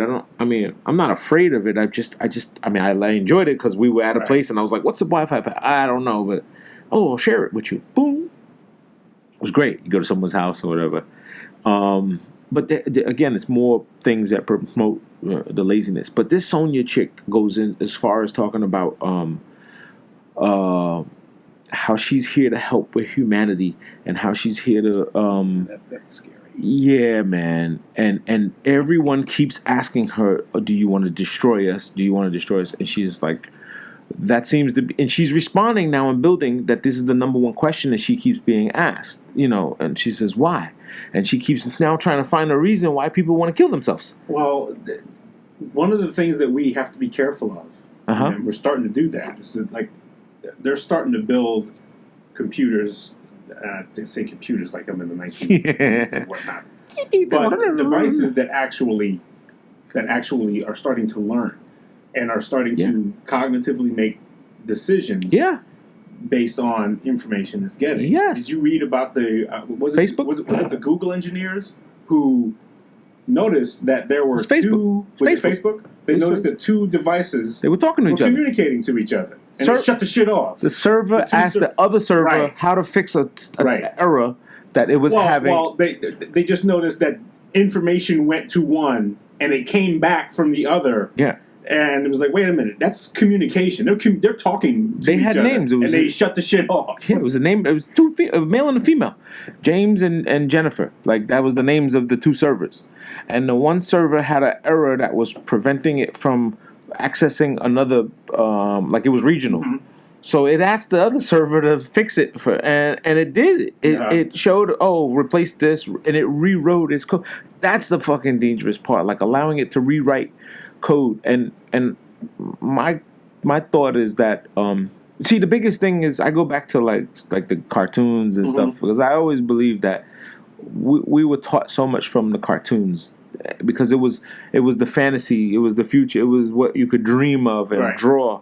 And I see it come into life now, as we said, Acme, Amazon, same thing. These are all, and one of the things in the Transformers, what people get, they see the Transformers, the movie, and all this other stuff. But one of the biggest things about the Transformer, what they were fighting for. You remember? Do you know? No. The Transformers were fighting for energon cubes.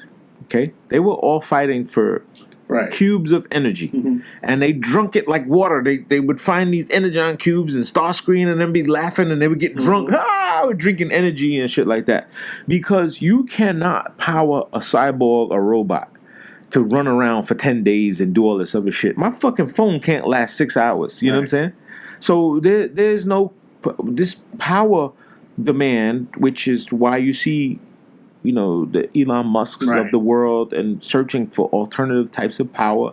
And you see in all this solar grid. And again, I spoke about it on our last podcast when we didn't elaborate on it. Fucking Afghanistan has the highest amount of lithium. There's like 3 trillion veins, what they call veins, that have lithium in it. And now the next precious mineral, I just read this on the Times put out this archaeological report about cobalt. Okay.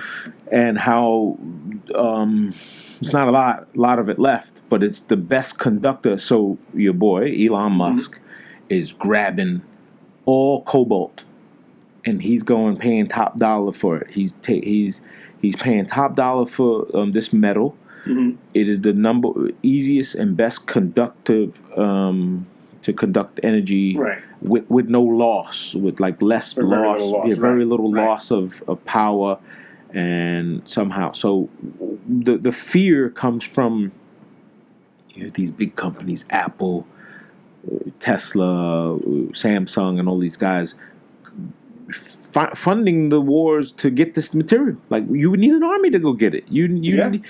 What Avatar, right?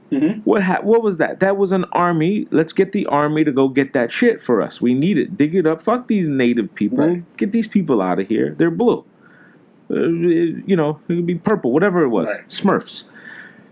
We don't care about their special. Look at their natural. Like, you really think I can't wait to go to Afghanistan when they put this resort there. I can't wait to go to Sandals in Afghanistan. When is that going to happen? That's never going to happen, dude. That's not a thing. I mean, this is pure power grab. This is pure, energy grabs. And the more dependency we become on it, the more we're going to need it. And we're going to just lust for it. And look, you can go something as simple as water. Yeah.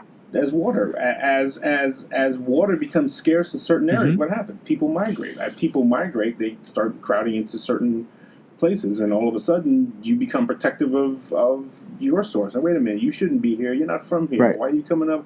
And that's what starts a lot of conflict. You have all these conglomerates of people who are getting together. And because people migrate because they can't live in certain areas. Yeah, but this is where, and again, this is where history tells us. It depends on which version you believe. This is what tells you why slavery existed, because certain indigenous people could handle it. The Africans can handle 20 days no water. You know what I'm saying? White man couldn't do it. You know what I'm saying? They can't sustain, can't move, can't build, can work on minimum. Africans were working off a bare minimum because their bodies were so melanin enhanced with natural, so to speak. And so you can give them a little bit, they live off a glass of water, And so slavery was indicative of those conditions, like you said. Instead of migrating, wow, these people, they like this shit. They can work like this. They can. Yes, man. You mean to tell they like this? This is the people telling them. This is them psychologically telling them why they don't mind doing this work. They like it. That's what they're telling. We just motivate them a little with a whip, and they like this. Trust me. They didn't like it. I'm not saying they liked it. I'm saying that was their self mentality to make themselves feel human, because what they did was inhuman. Making anybody do something against their will. But again, but this Sonya chick, man, is really weird, man. She and the UN welcomed Sonya and she spoke to all the nations, and she says, I'm here to help. I want to be a peacekeeper, and this and that. So we go back to the Article 12, I think it's 1208. I did go back and look it up. I should have printed it, of the human or non-human. And that could be what it means. You know what I'm saying? That could be something along those lines of, no matter what you create, even if it's artificial intelligence or whatever else, we have the right to zap this shit. Well, but then if its ultimate goal is going to be peace, then do we accept what its remedy is for peace? Our ultimate goal is for peace, and so to do that, we got to destroy you motherfuckers over there. Yeah, because you guys seem to be the biggest impediment to that. Have you ever seen the movie Watchmen? Yes. Or read the book or see the movie The Watchmen? Yes. His whole thing was, we'll give everybody free energy, and they won't have to compete for energy. That's all that's over. But to do that, I got to kill some folks. Right. Dr. what? Dr. Manhattan. Dr. Manhattan. And he had to blame it on the guy who is considered to be the most powerful entity in the world. Yeah. So it united everybody against him. Yeah. He introduces the notion of free energy, so now we don't have to compete. Wait, is that what Watchmen was about? Like about energy? Like the guy, what was his name? I can't remember his name. The fake Batman looking, the one that looked like Batman. They were looking characters like. Yeah, well, they're supposed to be superheroes. They're supposed to be superheroes. And so Ozymandias came up with a way to harness and distribute energy to everybody. Right. And give it to everybody. But to do that, he had to unite the world. Well, how was he going to unite the world? Well, he created a catastrophe and was able to blame it on Dr. Manhattan. Huh. And everybody said, they had the thing with that fake Nixon. He was like, we need to put our differences aside and come together and do this for mankind. And they did it, and everything, we're going to be united, but we got to be united against this motherfucker. And then Ozymandias was like, see, I created world peace. I had to kill some people to do it. Yeah. And I had to destroy about 1 million folks to do that. But now we have world peace and free sustainable energy for anybody. Hooray. Yeah, I mean the law of averages doesn't. It's convenient. The averages are convenient for making a case, because when you try to count the world, it's easier to just cross some things off to not count, right? Yeah. So if I have to just count what's in this cup, I can do that. But I can't count everything because there's people unregistered, unhidden. I can't. So in order to do that count, I have to have everyone on the grid. Everyone has to be accounted for. And that's pretty hard to do, man. That's pretty hard to help everyone, and account for them and think. And the point is no one person should be. Like, isn't that what we always say? Like, one person shouldn't be what? But there's no one person trying to fix the humanity. Like, fix all of humanity. All right. There should be no one should be trying to fix all of it, because the only way to fix everyone's problem is to get rid of everybody, and keep 50 people in the room and say we're good. Right. And anytime you hear somebody say, "Hey, I got a way to fix all these problems," you got to look at them with a little skepticism. You can't do it. These are the problems. Look, they did it all throughout the Soviet Union and Communist China and all that. And the problem is these people here who are they got their thing because they're a little bit more powerful than you, and they're robbing you. And so if we get rid of these people, and redistribute everything, hey, everything will be great. And like 30 million dead people later, say, well, it didn't quite work out the way we planned. What the hell's happening in Libya? What do you mean what's happening? It's going nuts. Number one, I think it's propaganda, because it's you're seeing it only on social media. And you're seeing slavery being reintroduced in Libya, which is a huge social media topic. Well, a lot of African countries have slavery.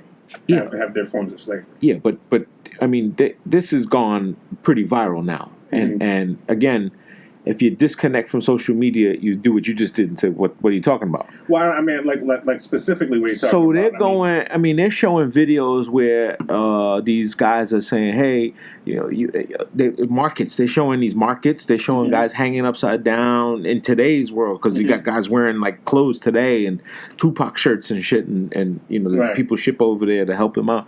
And the guy goes to buy like 50 guys, and 10 guys say yes and 2 guys say no. All right, fuck you, boom, boom, shoots them, and they're getting pretty viral. These videos are getting weird. Well, that's not new. I know that. I believe. I believe it's not new. I'm asking the question of what's the agenda here. I always look for the hidden agenda of why if it's not new, then why promote it so much now? Why is it? Why is it being pushed? Maybe it's a form of consciousness. Maybe it's a form of maybe we now have the platform, right, to which we can. It's possible, to which we can demonstrate it. Maybe it's. I mean, yeah, I think you got to be skeptical to some degree because this is information that we've had for a long time. So we knew that some of this shit. We knew that slavery was going on in African countries. We still know that Saudi Arabia still has slaves. Yeah, well, they've been the biggest. Exactly, but we're we have no problem being their friends and stuff. Politically, never mind you implementing Sharia law and you still stone people for adultery, for crying out loud. So yeah, and we have no problem being their friends as long as they write these big checks. Those guys are the biggest hypocrites because they when my girl was over there, my coworker, they closed the door and chased her around the whole place and was like, because they was like, they damn near were gonna rape her. I mean, and they was gonna make her like say she wouldn't cover up and all that stuff. No, they first of all, they're not supposed to have any affection to women, etc. And there's so many laws or whatever. And she wore the burqa and she wore her stuff as we were doing business there. We were doing a hotel. And these guys were like, when the door closed, and it was like, "We love you. Oh, can you come to my room? Can you?" They want to be all. They're nasty. They're free. And condoms are illegal. Condoms, like they won't sell them. They don't have. If you have them in your bag and you go over there, ain't gonna happen. And you can't. A woman can't buy a ticket herself and go. She has to have a husband. A husband has to, or another man has to do it. Another man has to. And they have these like impromptu weddings. Yeah. So you can like marry somebody for like. No, you can marry somebody at the airport. You can marry somebody for like 2 days. You can get married at the airport. Yeah. You can get married. It's like Vegas over there. So it's weird and it's pretty. It is, and you might get an email about this, but it is an ass backwards culture.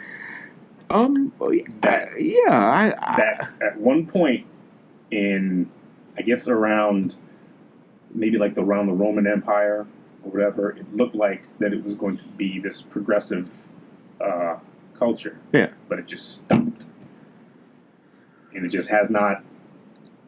It hasn't progressed to the way that you could say that modern people should live like that. I mean, but again, I rest on Hollywood because I put a lot on Hollywood to teach us and show us, and it's fake. It's fake. I'm not saying I believe it. I'm just saying of what the people have been taught, and a lot of it goes through Hollywood. So what has Hollywood taught you? Lawrence of Arabia and the Foreign Legion. But have they taught you a sense of morals? No. Have they taught you a sense of what is what is right and wrong and how you want other people to be treated? No. I know you have certain opinions about things, as we all do. Yeah. But now the notion that your wife should cover herself up if she decides that she wants to go out somewhere, or she can't drive by herself, or she can't engage in business, or she's counted as not even like a full person, like she can't actually like vote for something and stuff like that. That is something that you don't need another entity to tell you, right. Hey, wait a minute, that's kind of a fucked up way of thinking. Yeah, but listen, my house, my rules, right? So if I say take your shoes off and walk on my house, and you say fuck you, I don't want to do it, don't come here. So can we say that to a culture? Can we say that to a culture of Islam and say, okay, well look, this is our house, this is our rules. This is how we do things. You don't like it, you can leave. But there's no we. There's no we. That's the part you're missing. You're missing that there's no we when you say country. Mm-hmm. We are made of them. We're made of who? Of every nationality. Every nationality, but we've also agreed that we're going to live in a certain way. I don't know that. What do you mean? That's weird. So you have no problem with, there have been like close to like 400,000 women getting their clitorises cut off in this country who believe that's okay with you.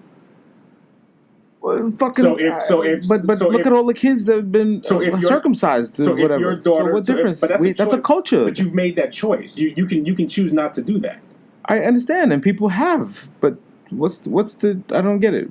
You saying that the women who have their clitoris cut off because their father wanted that to happen? Right. Not a government, but a father, a mother or father, and that's their culture. Right. What's the problem?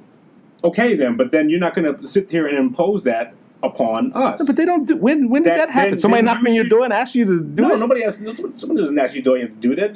Come on, you got to do a little bit. You got to do a little bit more reading. There's people who live in I'm asking you to explain it. In closed Muslim societies in this country, very extremists who believe in that, who believe that women are second-class citizens and they participate in genital mutilation and things like that. That is not what we as a nation prescribe to as how you should live. Now, should we be telling you how you should live? No, but at the same time, when you do that, you committed a crime. Okay, so why isn't the police knocking at their doors? I have no idea because then it becomes this culture war as if our culture said it's okay. But what's the law? What happened? Let's be devil's advocate. What law was broken? What are you saying? Can you chop off your kid's foot if you decide? I can chop his penis and circumcise him. You can circumcise him. Yes. And no one says. Can you chop off his foot? No, because then he can't walk. Can you remove his penis? I don't know why I would want to. If you removed his penis, what would happen? I could remove a piece of it. If you removed your son's penis, what would happen to you? I mean, well, not now because he's an adult, so he can charge you with arrest. But if your son was born and you said, "I don't want him having that penis," take it off. Well, no doctor would do it, right? So you'd have to brutally do it. You'd have to do it in a fashion that was illegal. Right. So again, when we talk about is it legal or not, and first, I have no reason to do it, and I have no desire to do it. So there's nothing I stand for that. But if you're telling me that a culture believes something so much, they believe in it so much that they can actually do it, then yes, it's possible. Yes, what? Then yes, it's possible. Yes, it would do it if I had the inclination. No, that's not my question. My question is my question is if you were to do that, if you believe that when your male son is born, you should be taking off their penis, and you decide that you're going to take off their penis, what would happen to you? Okay, I'm standing at my door with a shotgun saying, "Come get me, motherfuckers!" Whatever. Right, but why isn't that happening? You're saying it's happening, but no one's coming to get these people. No, my question is it right or wrong? It's not right, but there's no righter than wrong than someone killing their own kid, than someone or a kid killing their parents. There's no different. Okay, but then you go to jail. That's my point. Okay, so you have to abide by these laws that we've agreed to. But that's a murder. That's a deformation or whatever. Okay, can you give your kids mercury and whatever else? Sure you can. Can you give them vaccinations? Sure you can. Oh, don't can you vaccination shit. Okay, but what's the difference? You hide it under a different name. You poison your kids with something that. So when your kids were vaccinated, they were poisoned. They were given something. They were given a vaccination. Okay, because somebody told you this was better for you. Because a doctor told you that it was going to be better for you. So you don't believe a doctor. So then what do you believe in? What should have been the right thing to do? You had no choice, okay? Because we lived under a society that says if you don't do this, they can't go to school. Right. They can't get this. You can't get this. Because we don't want everybody getting measles. Okay, so this you have a very like as if we are somebody, like we are this united form, and you're saying does not include. And you're saying we're not. But you're saying we does not include these people that you're talking about. Are they Americans you're talking about? Or are you talking about another country? No, people that live here. People that live in the USA. Okay. People that live in the USA. You've decided to live in the USA.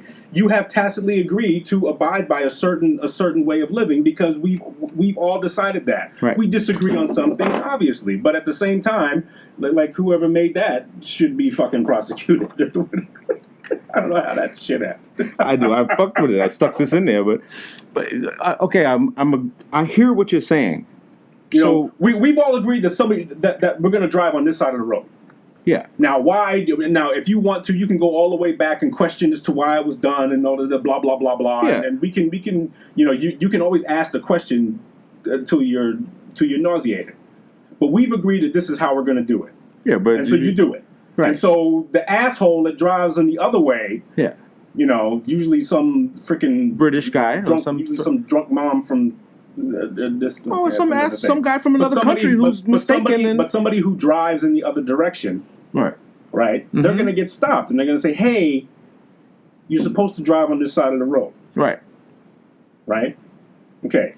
We've agreed that. We've agreed to that. Yeah, because that's a law. We've agreed to that. That's a That's law. what I'm saying. We've put it into law. You need to abide by the things that we say. Hey, this is what should or shouldn't happen. Now you can argue whether it should, and you can go by the process of saying but that's not an argument. That's not an argument. That's an opinion, and that's where, as far as it's going to stay, is just an opinion of, hey, I want to break the law and I have the right to do that or whatever else, and that can go on forever, right? But what you've mentioned is a mutilation process, a culture that has body mutilation, cutting off clitoris or maiming your person, your body, and there is no prosecution happening for them. There is no DA is going. It seems to be that they're. I'm saying you mentioned that they're protected culturally, and that they can't, and that their defense is, this is my culture. Okay, this is my culture, and this is my religious freedom. And stuff like that. You on the meaning yourself, you want a guy next door to you cuts his wife clit off, she screams all night and whatever else. Right. You as the neighbor are saying that's not right, and you want to stop it.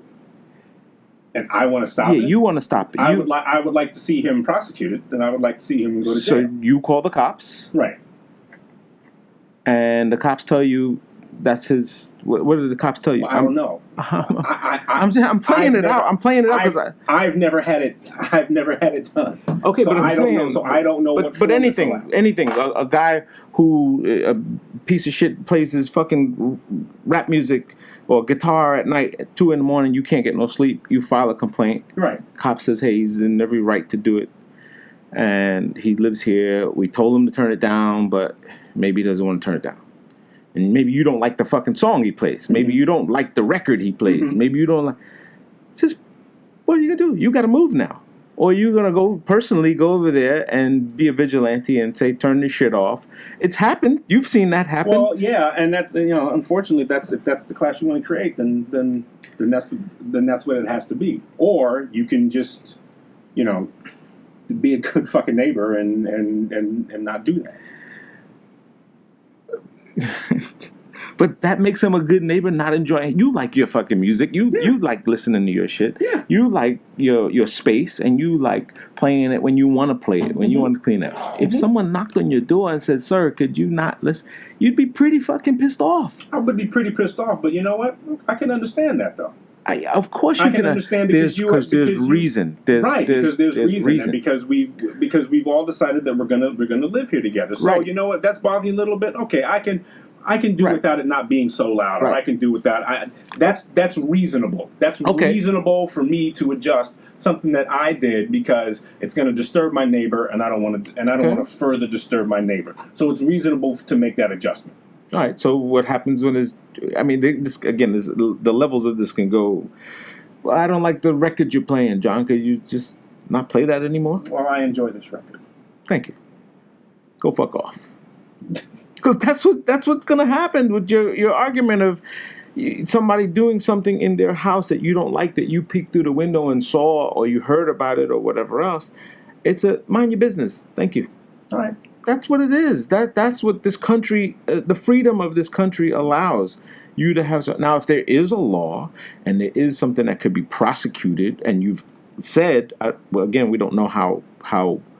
Maybe there have been cases, and maybe people just hit this brick wall that Muslims are protected by this law of whatever, and somehow we just have a romantic way of not prosecuting them, and that goes for Italian drug dealers who they're Teflon Dons who can never get caught. Gotti was famous for this, and it turned him into a star because no one could prosecute him, even though everyone know he did everything wrong. Everything he did was wrong. And they fell in love with him, and they made him this kind of romantic creature of whatever, to the point where people started naming themselves after him and doing all that. But that's the beauty of this country, and that's what people fight for. That's what people want. They just, right, wrong, or indifferent, people are just fighting for the liberty of my choice and having. Will I play by the house rules? Of course, with reason, because I'm a reasonable person. Maybe everyone has their reason, and everyone has their tolerances too of how much you're going to tell me. Listen, man, I like this fucking song. I'm in my own space. Don't cross my space, etc. And that's where we become confrontational. Where people start saying, "Yo, you crossed the fucking line." There's a guy in the seat sitting next to you, and he's just overstepping the seat, and he's got this much, and he's really going extra, and you're like, "All right, dude, I kind of even nudged over to allow you, and my kindness was taken for weakness." Maybe that's kind of the thought, and it seems like you have to either be firm or you're gonna get walked on. But when you have a multicultural, everyone's got their own fucking way of doing things. You know, you go to the South and they put mustard on burgers, and you go, "What the fuck are these guys doing?" You know, conditionally you're saying, "I put ketchup on mine," or "I put nothing," or "A burger's a burger," or whatever. I think everybody's just gonna have their own. I mean, it goes back to what we said before. We'll never solve it. I don't think we'll ever solve it. I just think. Now the question you may be saying is, are we getting too tolerant? Are we allowing too many things? And then I just keep going back to the who's we, you know, and that's just kind of what it is. But it's that's pretty fucking horrible if people are just cutting clits off and just, you know, hey, put them in a bag. But what's I don't know what the agenda is. What is it? It's cut it off for what? Is it do they think it's a sanitary thing? Do they think it's because we thought circumcision was for sanitary reasons. Right, that's Christian. That's to be not true. It went from Christianity to a thing, and then all of a sudden it was like, wait, this is all a fucking lie. It turned out to be not true. It makes no difference one way or the other. One way or another one. There's you just have a new way of hygienically taking care of yourself. We've adopted it for something and just but it makes no difference, you know, one way or the other. Right. I kind of would have liked to get my foreskin. I don't know. It would be just a different experience. You know? I'm sure there's a population of women who can contest to that and say, you know. Yeah, just, I don't know. That's a good what you call it question that you ask a woman. Have you ever had an uncircumcised? An uncircumcised. Have you ever been with somebody uncircumcised? Okay, we'll put that. I'll do like you can do those Twitter polls. A Twitter poll. You can do a Twitter poll. Have you? Do you prefer a circumcised or an uncircumcised penis? I have seen that on some. It was a skit or something, and one girl said something like it's like a treat, like you unwrap a gift. Something like whatever. It's weird, but that's pretty fucking weird. So we have robots, and we have people telling not to cut your clit off. This is horrible. Horrible host of topics.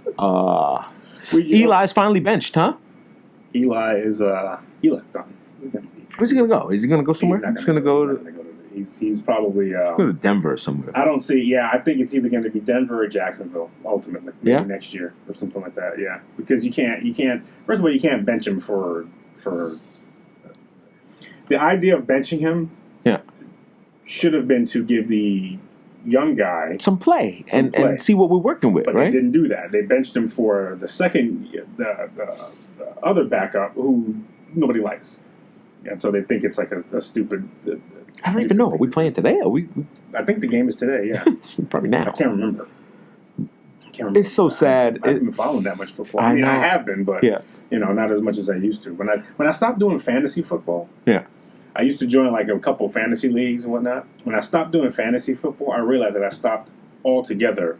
Not watching football, but just not paying so much attention to it. Yeah. So like, so if I had something to do, okay, I'll go do it. When before it was like, oh, but shit, the game comes on at 1 o'clock. So you kind of maneuver your schedule around the game. Yeah, you move your schedule around it. But now it's like, oh, okay, we'll do it on Sundays. No big deal. Well, I'm not into the fantasy stuff and fantasy football and stuff, but Ron plays a lot of fantasy team basketball and stuff like that. I mean, it's turned into a $1 billion business. Yeah. I mean, it's really turned into a huge lucrative business. And I remember when FanDuel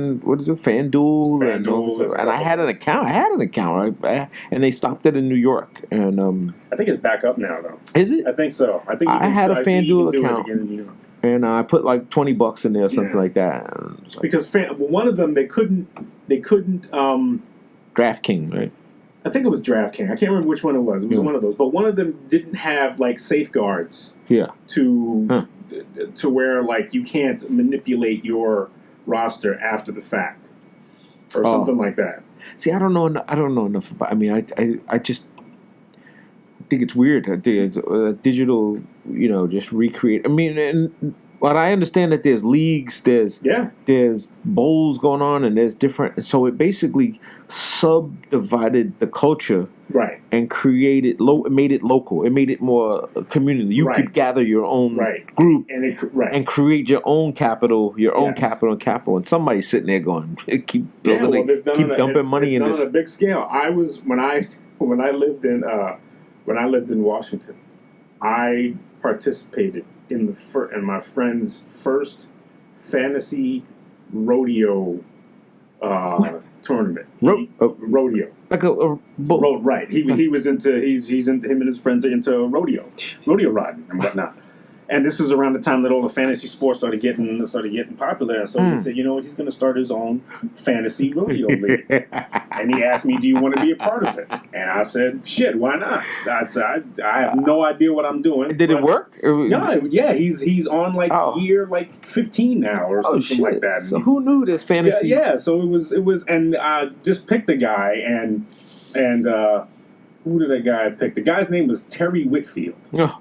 And I picked him because of his last name. Yeah. And he turned out to be the only black guy in there, too. Is that right? Ironically enough. And so when I picked him, and this guy said, okay, now let me ask you a question. Mm-hmm. Why did you pick him? I said, because of his last name.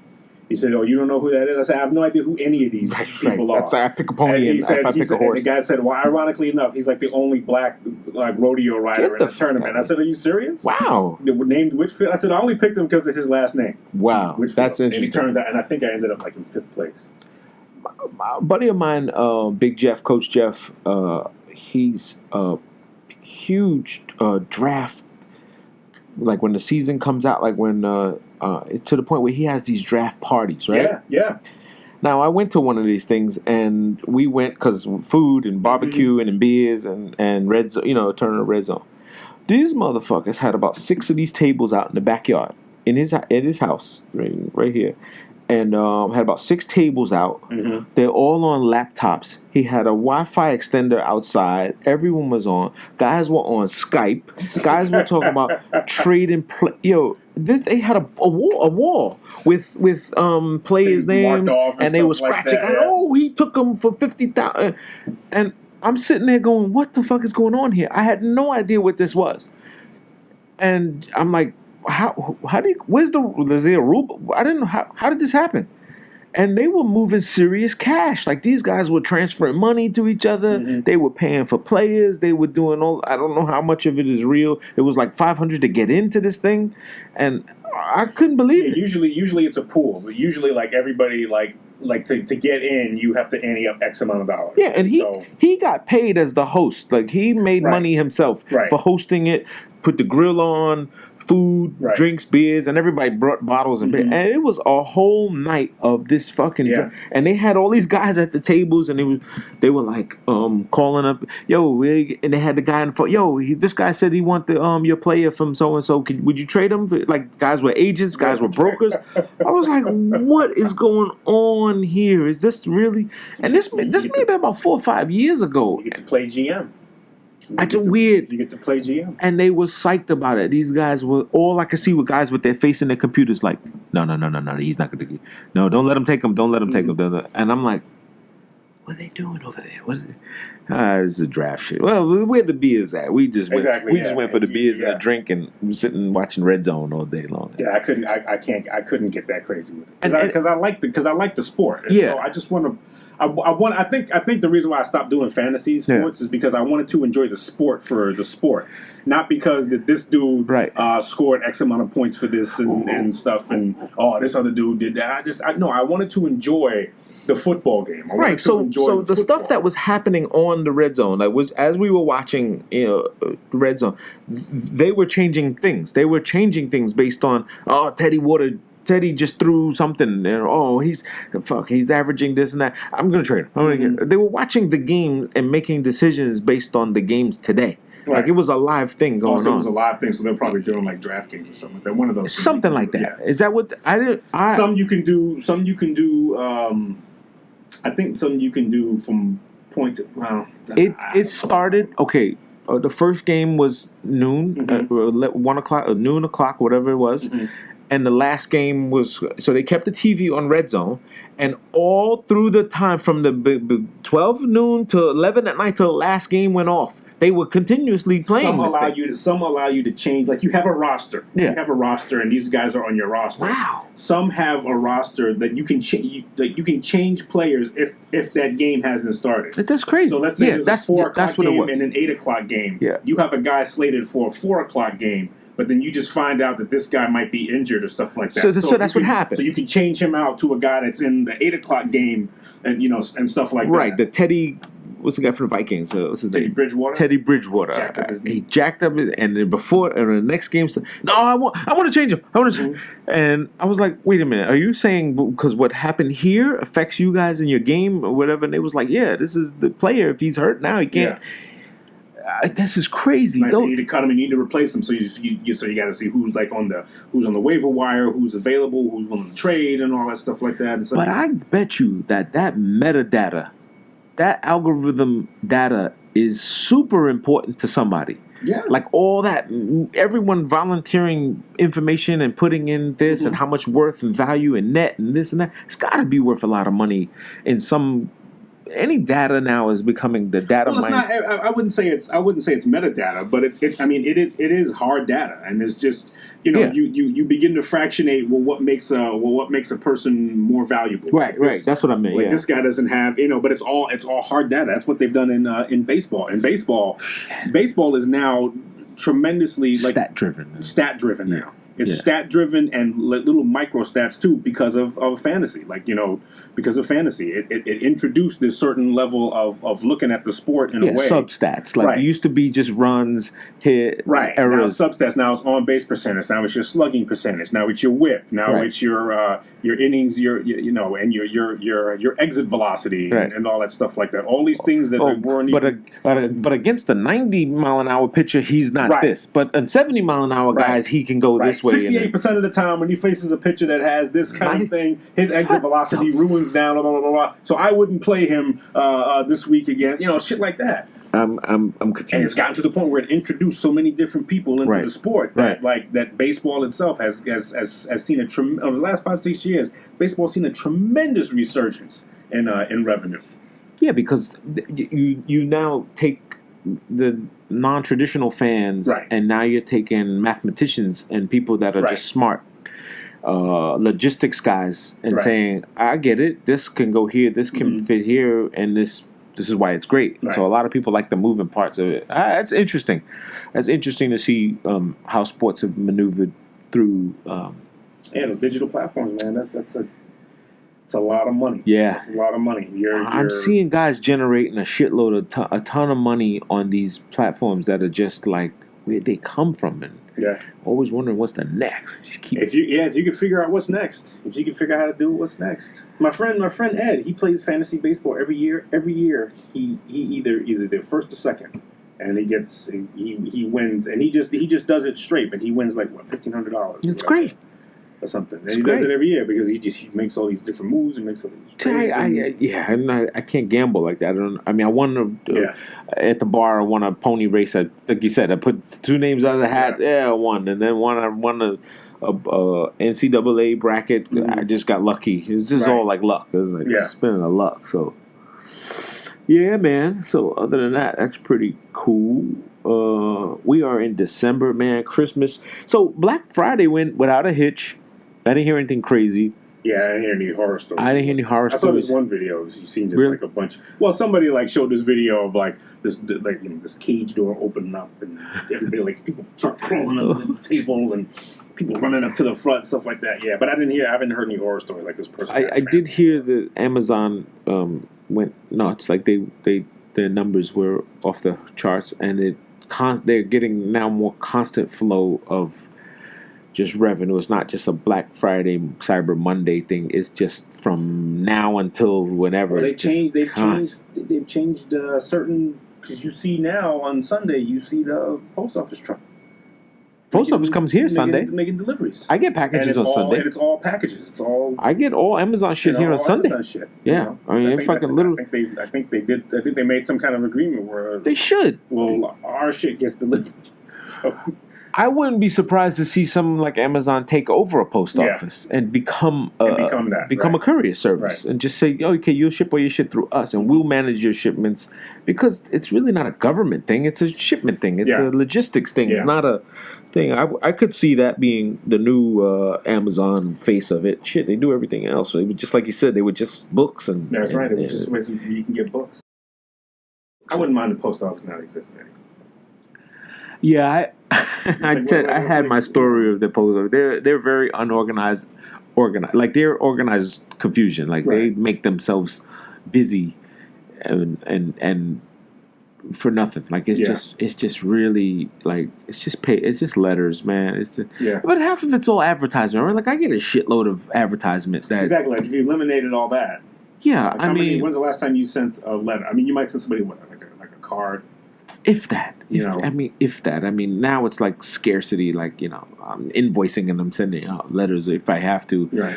But you're right. I mean, I literally have. I saw an episode on YouTube where a guy shows you how to make Duraflame logs out of old mail. Like. Oh, really? Yeah, and you take it and put it in a 5-gallon drum, and you just dump them all in there, soak them in water, and then you mix them up with a mixer, and fuel up. And so over the winter, you just all the bills you had, you just mix them up and do them. And I did one; it came out okay. Okay. I didn't bake it long. You have to bake it in the sun, and I made like a brick. I put a loaf pan, like an aluminum pan. I dumped it all in there, sat it out in the sun. It dried. It was okay. It burned up quick though. It like I might as well just toss the envelope in the fire. Okay. But what it didn't do is fly away. Like it didn't just when you put paper in a fire. I have a fire pit outside. I just dump stuff in it. It's great. So I used all my old mail for that. It's like fucking why do this? Like why do you make this stuff? Like I mean it can't be the job. Right? It can't. I mean, well, I guess it could be.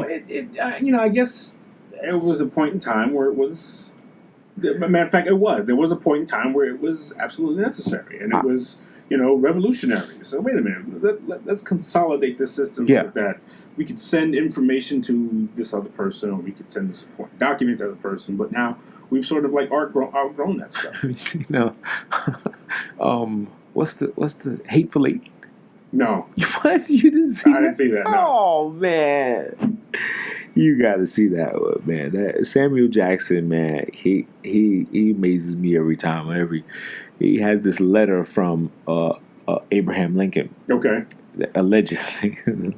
So, I guess, that letter is like everything. Like it's in those days, horse and carriage type of time. And basically it's like, the letter, it's a piece of paper, and that letter gets him. I got a letter from the president, man. I'm free. So everybody's like, "Oh, he's got a letter." It's like, so they back off. They don't like when no one challenges it. Like, this is fake, man. So one point, the guy says, "Is this fucking letter even real?" I think it was Kurt Russell. One of them. He's like, "You really got a letter from him?" He's like, "Nah, but it works every fucking time." It's like, what the fuck? Yo, that movie's crazy, man. That movie's I didn't really like the ending, but that movie's crazy. Classic. No, I didn't see it. Tarantino type of movie with a real crazy, weird twist, and But other than that, man, I mean, I wonder if we're gonna hear weird shit about Tarantino. Because he seems like a weirdo. He's got a black wife, though. He's kind of, right? Does he have a black wife? Having a black wife means you're not a weirdo? They don't let you get out like that. Like that's why De Niro and all these motherfuckers, they don't let him loose like that. They check his, he might be getting checked. I saw you looking at them, boop, boop, boop, hit him over the head with a corn roll, heating iron or whatever else. Might be putting him in check. It's these other guys that, they get these Beckys and they get real crazy out there, but they are falling down. They are crumbling, man. Burn, Hollywood, burn. It's not even Hollywood. No, it's the media. It's news. It's like assassination. Matt Lauer? Matt Lauer with a secret door. There's a... Yo, come on, man. It's so funny because it all comes out. Like, once you get, oh shit, you got me. Right.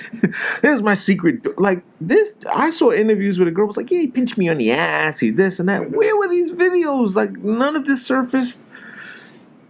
Kind of makes you wonder, man. It kind of makes it. Yeah, but I mean, listen, a pinch on the ass, whatever.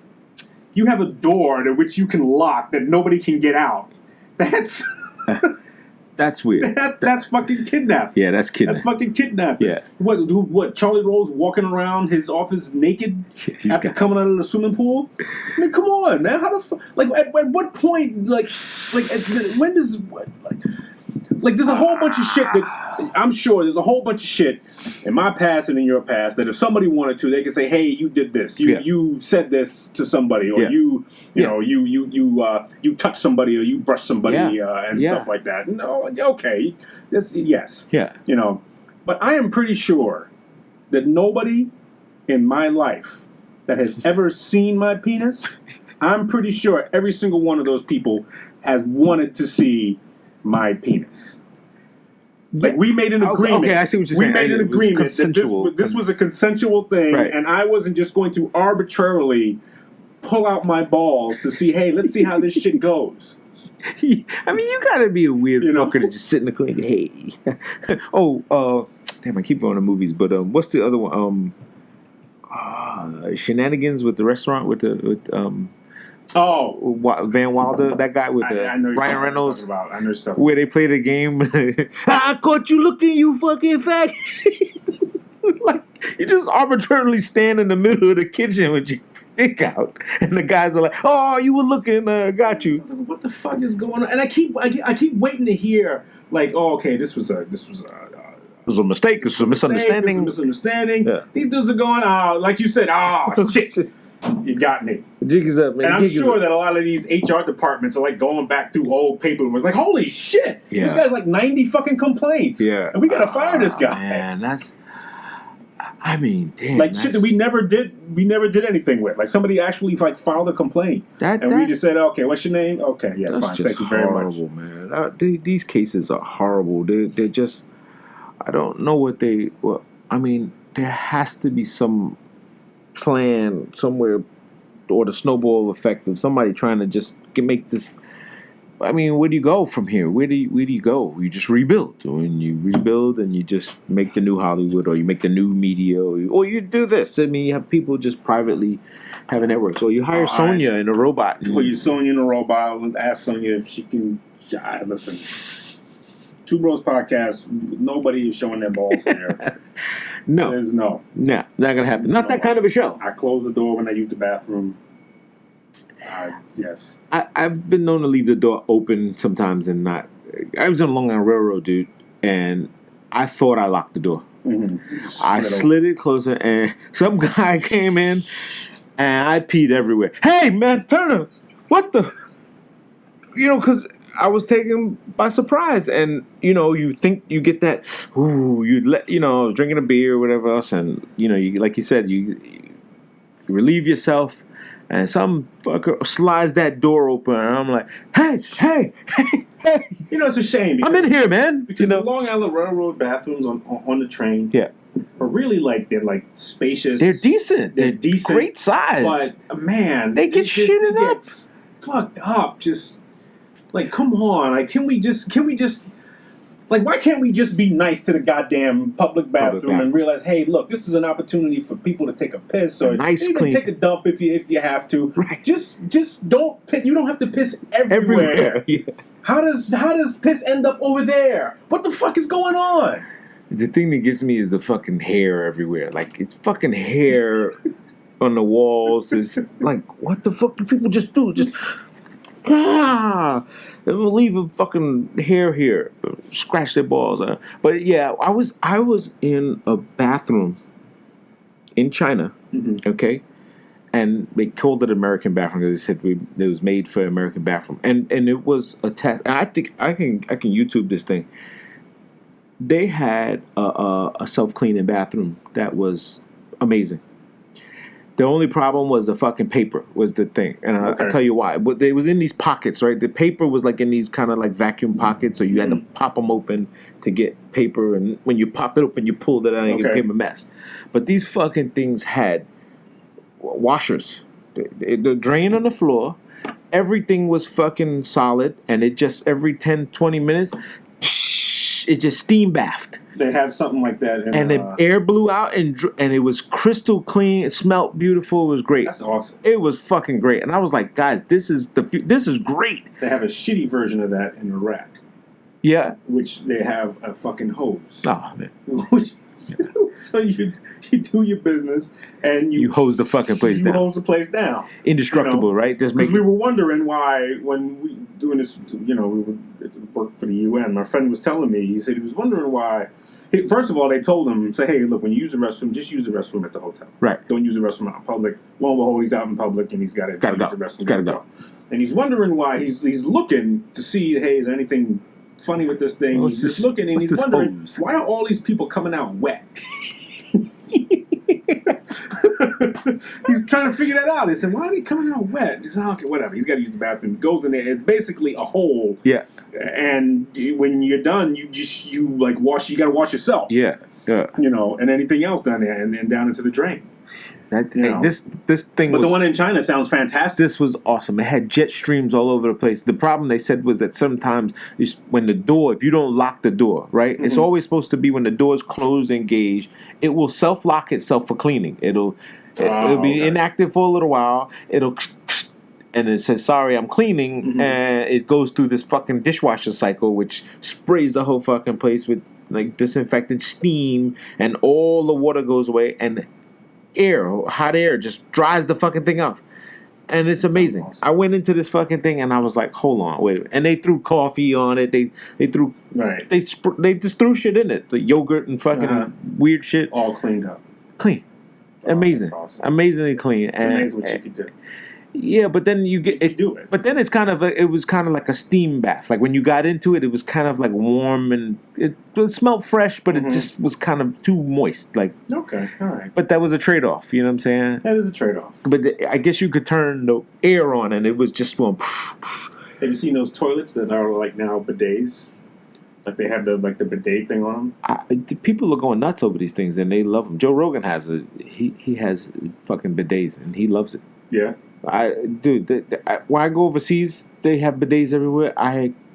This is not my thing to get sprayed in the ass. This is. Listen, in the Middle East, they do it, and all these other cultures. In Egypt, every toilet has a sprayer in it. Oh, okay. And I'm like, the spray is down in the bottom. I just took a shit in there, and what if you spray it back on me? Spray it back, what the fuck? Extra clumping action. What the hell? That culture is really not popular. That shouldn't be popular. That should not.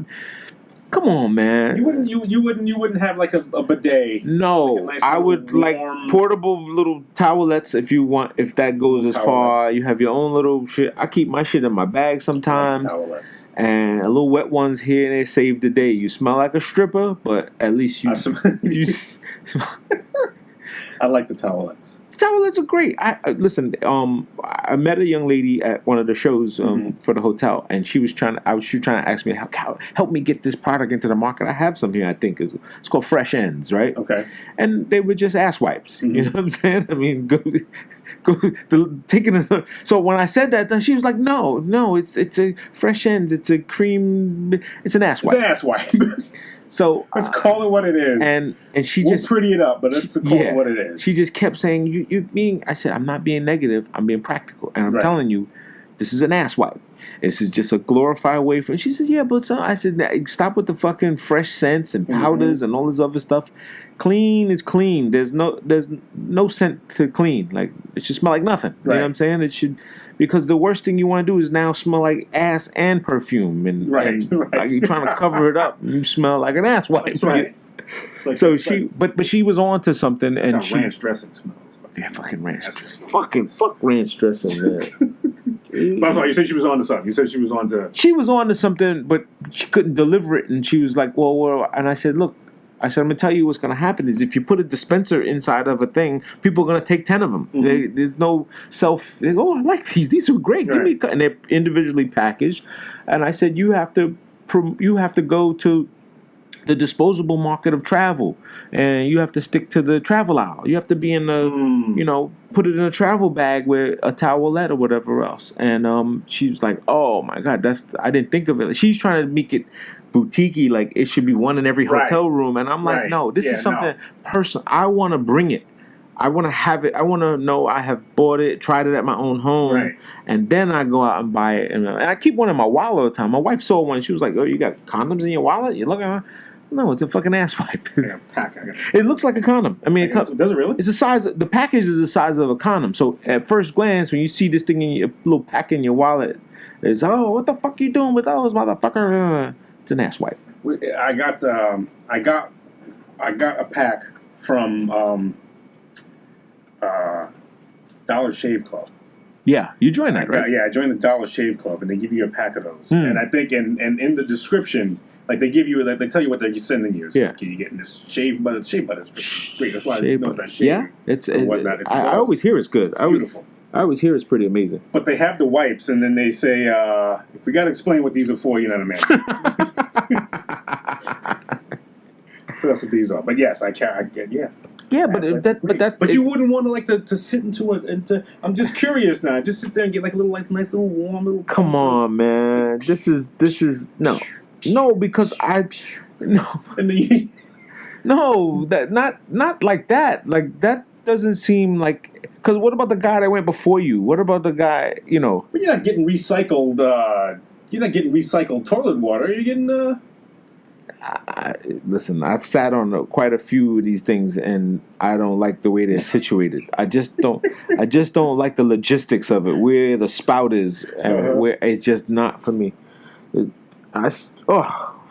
Anyway, because in like I said, in Egypt and in the Middle East, the regular toilet has you have a hands, like you turn the knob on the bottom and you control and you turn it on and you get your spray on and you gotta, I guess, somehow prop yourself up. I've never seen it in the same. Yeah, you've seen it side by side. A separate one. So the European way is side by side. Right. The Europeans believe you do your dirt and then you go over here and clean. Right. The Middle East and those guys have it in the same one as a choice. Like, water down, water. But what's scarce in the Middle East is water. So we don't have two different. Look, I can't be spending all this money putting water in different spots. We're gonna put it in the same spot. Man. We put bidets. We put a bidet in this hotel in Toronto. Yeah. Yeah. Is it the same one? The same kind of like on the toilet? It's two separate. We have two separates because they wanted this European feel to it. But we'll see what happens. Even when the Dream Hotel I did down in South Beach, Miami, same thing. They had bidet in there. What if somebody mistakenly takes a shit in the bidet? That could happen. I remember going to the Poconos because it doesn't. The bidet doesn't drain. No, I mean it's got a drain, but it doesn't flush. Right, it doesn't have a big drain like that. I remember at the Poconos. The first time I saw one was went to the Poconos Mount Airy Lodge. Which is a casino, by the way. Now, did you get the heart bed? No, we saw one, but we were kids at the time. I was with my other friend before my wife. And our parents took us, and we stayed in like separate rooms. Like we were still kids. I mean, we were high school kids, whatever it was. But it was a great trip. It was all you can eat, and skiing, and doing all this crazy stuff. And I wanted to see this champagne glass, and that's it. I seen the commercial. It was a champagne glass. Take it to the champagne room, dog. But the champagne room is so classy. Everybody that got a credit card, like a Capital One or something else, that was like back in the days, was like, yo, take you to the Poconos. And now it's like, I live there. People live there. But yeah. Like, it's not like an offer now. It's like, hey, you want to go to the Poconos? Yeah, man. It's like, yeah, I think we'll go to the fucking Poconos. Yeah, well, sounds fun to me. Let's go. Yeah. But yeah, man. December, man, is here. I don't know. The kids, like, I don't have kids, so there's no fun. Yeah, no, I don't. Yeah, there's no anticipation. And I don't want anything, but I don't know. I never want for anything. Yeah, just low expectations. I think this is gonna be. I think we're at the as they say, the age of Aquarius, where people are the creative side of people is coming out more, and I think we're seeing a lot more creativity from people. Hopefully, yeah. Which is a gift in itself. I mean, Yeah. if you have a talent, you have a gift, and you can do something creative. You know, remember the old cigar boxes? You put shells on them and you paint them, and yeah. you know those things were priceless. And I think a whole generation missed that. Like my kids didn't do that. They didn't do craft stuff in school and bring home projects.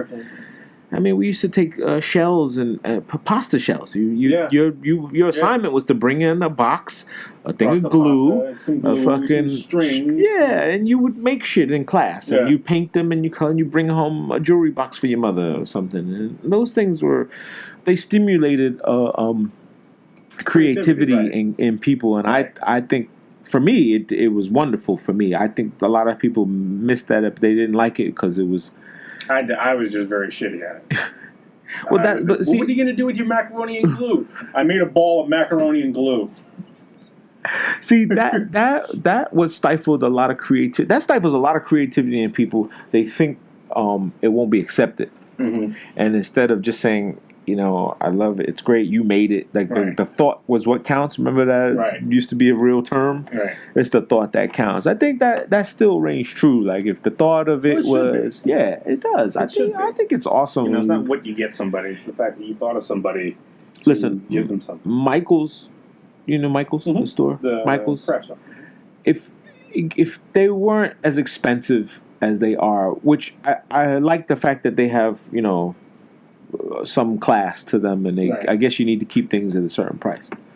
But they are pretty much one of the only places that you can go. They have craft shops, they have all this stuff, and I think in most communities people don't take advantage of them. I love my Michaels over here because obviously I need last minute stuff for my t-shirt shop, and they're great. They have tons of supplies with it, and we're not sponsored by Michaels anyway. But I love to see when people are taking advantage of those workshops in the classrooms and people teaching. And another thing that's big now is these sip and paint parties. And my wife has a couple. Sip and paint, dude. I'll show you. I've seen where they give you a canvas and like a canvas, and they say this is what we're drawing today. And everyone. I've done my wife's done that a couple times. So popular. They're great events. They're great for women to get together. And Westbury. Call Place. Westbury and Garden City? Maybe Garden City. Okay. But people are doing them. You can host them at your house. You can host them, and they're great to do. She's, in fact, my buddy Dane Chan from We So Creative. Shout out We So Creative. Yeah. They have a studio here in Queens Village, and they're doing that. They do that. They do it with kids in the daytime, where he opens up his shop and he puts easels up. And wonderful, wonderful creativity for kids to just go on a Saturday morning. That sounds cool. That you're not involved with. Like most kids don't have basketball practice. Not everybody has something to do. And instead of trying to find, that's a great thing to do. You go down there. It's $20. It's better than going to fucking Chuck E. Cheese and doing that. And, so that I commend Elio's Pizza. Ugh. That's the worst. That is the shit you get away with, man. Just like, oh my god. At one time, I wanted to make one of those. I wanted. I still had that as my dream. I still have the business plan written up for an entertainment complex like Whitey Ford over here. Mm-hmm. I wanted to do one of those so bad because I wanted to do everything they didn't do. I wanted to do everything right that they didn't do. Is there someone here? Oh yeah, Giles. I don't know. With the headphones on, it sounds like. Oh yeah.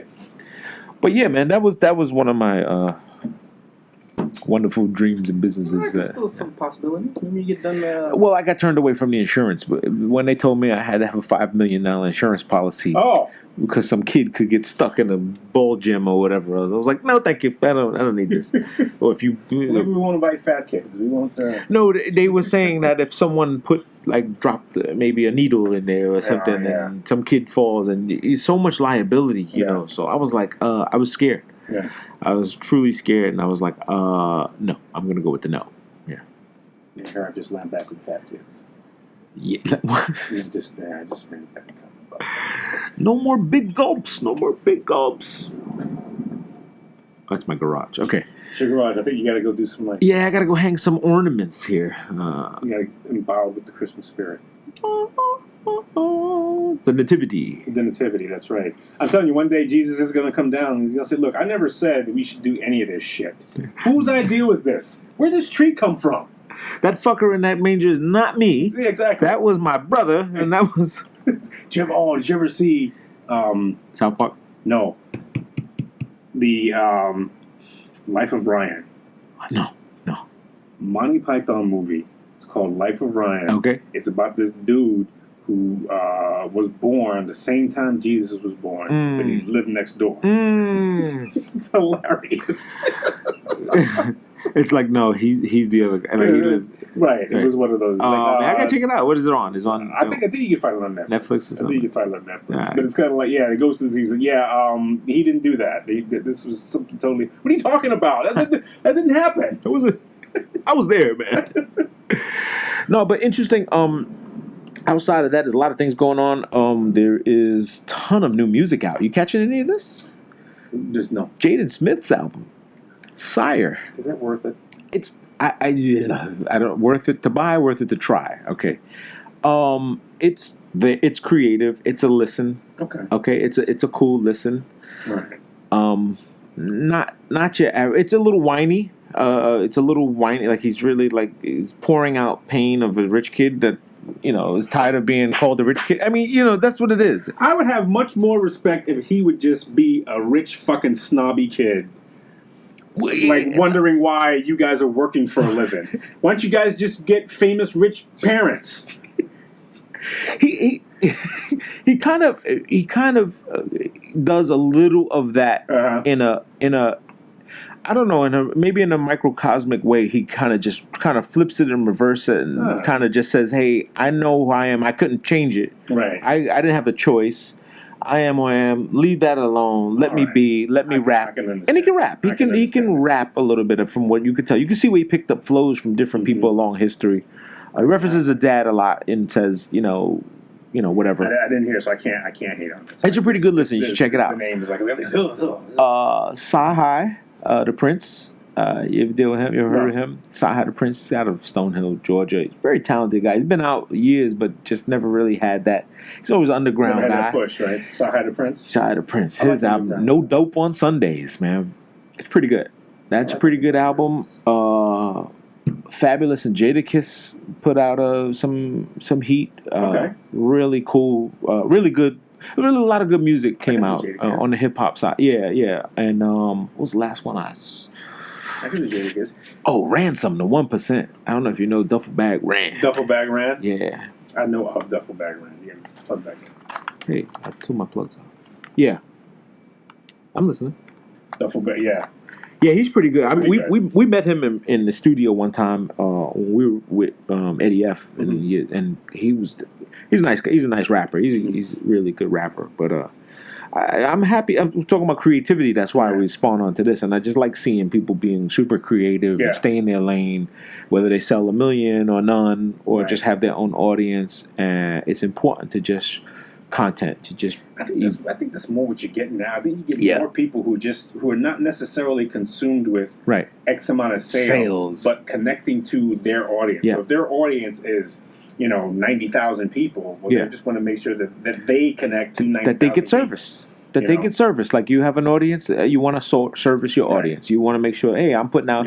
These are my fans. I got 2 fans here. Love them. You know what I'm saying? And they're not involved with other record companies. I mean, they're trying to do things as direct as possible. Well, that's dead. I mean, that's the record company's dead. It's dead. It's super dead. I mean, there is no need for that. Like you mentioned, I think on podcast 2, I think we were talking about that. I mean, it's done. That platform doesn't exist as long as there is a YouTube, I guess. So we're kind of at the mercy of someone saying, "I'm not doing this anymore." Yeah, but at the same time, you also have to once you become whatever you are, and once you've established your audience, then you can go direct to your audience. Well, yeah, that would be the next route when they pull the plug on internet stuff and just saying where do you get your music from? How do you get it? How do you get your fix? How do you street band performers That's how they got around. You know, guys handing out flyers, walking around. Hey, we're gonna be at the town square today. Come down and see us. You just show up. You had to go find music. You had to go find those music. days when you went like and this so and so was gonna be at this place. Block parties were notorious for that. Block parties were that. Block parties were when they said cool Herc. I'll go my age when Montebello Park. Mm-hmm. I don't know how we had no cell phones like that, beepers or whatever else. There was like Bismarck is bringing this guy from Jersey down, the Red Man, and we were like, who's the Red Man? Who's the Red? But we were always there. We were all. I mean, that was the environment. We were always. We ran there. We ran. I remember there. You were always there. So when something was happening, you knew something. You knew something was happening. It was very rare that something happened there that you didn't know something was going on. I'm so happy I have that freestyle on tape. Oh, do you? Fucking Bismarck beatboxing to Redman music. Actually, it was a tape master. Was the tape? I don't know if you know this guy, Tape Master. He's like used to have these big speakers, walks around. I saw him in TGI Fridays every day. Fridays. Yeah. So, this guy, Redman, got on, and the whole park was jam packed. He's Biz is beatboxing for him, and he's like, Redman, slack, no haps. I got a knapsack of raps to give me more power than snap. It was electrifying. I mean, and it was like, how did we know this guy was there? And and it just became a phenomenon. And it was like, the Red Man. Oh, okay, I see he's light skinned. I get it. You did the marathon run.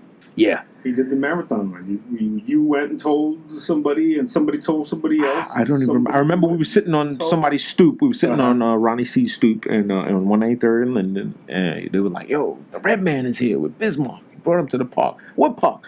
Montebello. Well, Springfield. What?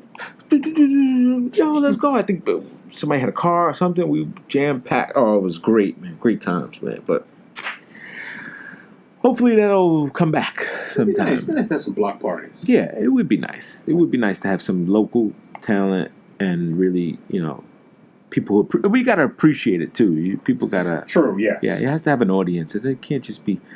Fuck are they singing? Yeah, exactly. You can't. Yeah, you gotta appreciate it for what you gotta appreciate it. It really means a lot when people. Even if you don't connect to it, you gotta appreciate the environment that it is. Yeah. Well, but I think the profanity in the music has prevented a lot of that from happening. Yeah.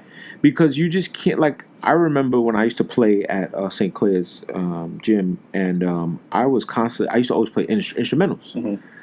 When I played music during the breaks and all that stuff, and they were like, Mr. Chad, why you don't play the song? That's that scrappy, happy, that nappy, that, whatever. And I'll be like, no, dun, dun, dun, dun, dun. I used to just play the songs because the words were just so prolific. Like, they just had so much curses in them, and I was like, it's not fair.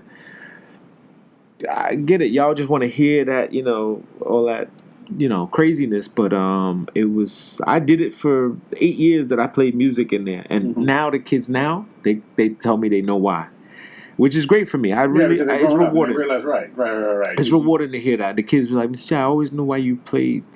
I never knew why you played. Now I know why. It's embarrassing because now you're older and these are kids. Right. And these are kids that don't have a choice. So if you force them to them, I'd rather you go find it on your own with your family, with your parents. Right. I don't want to be the one that says, yo, I heard Mr. Chad play this, and this is why I like this record. You gave my son drugs. That's like what you're saying, Right. You want to be able to sneak it. Digital drugs. You should be able to sneak it. Those days when you had like those old Richard days. Pryor. Well, when you used to be able to, like the old days when you used to have to go like get porn.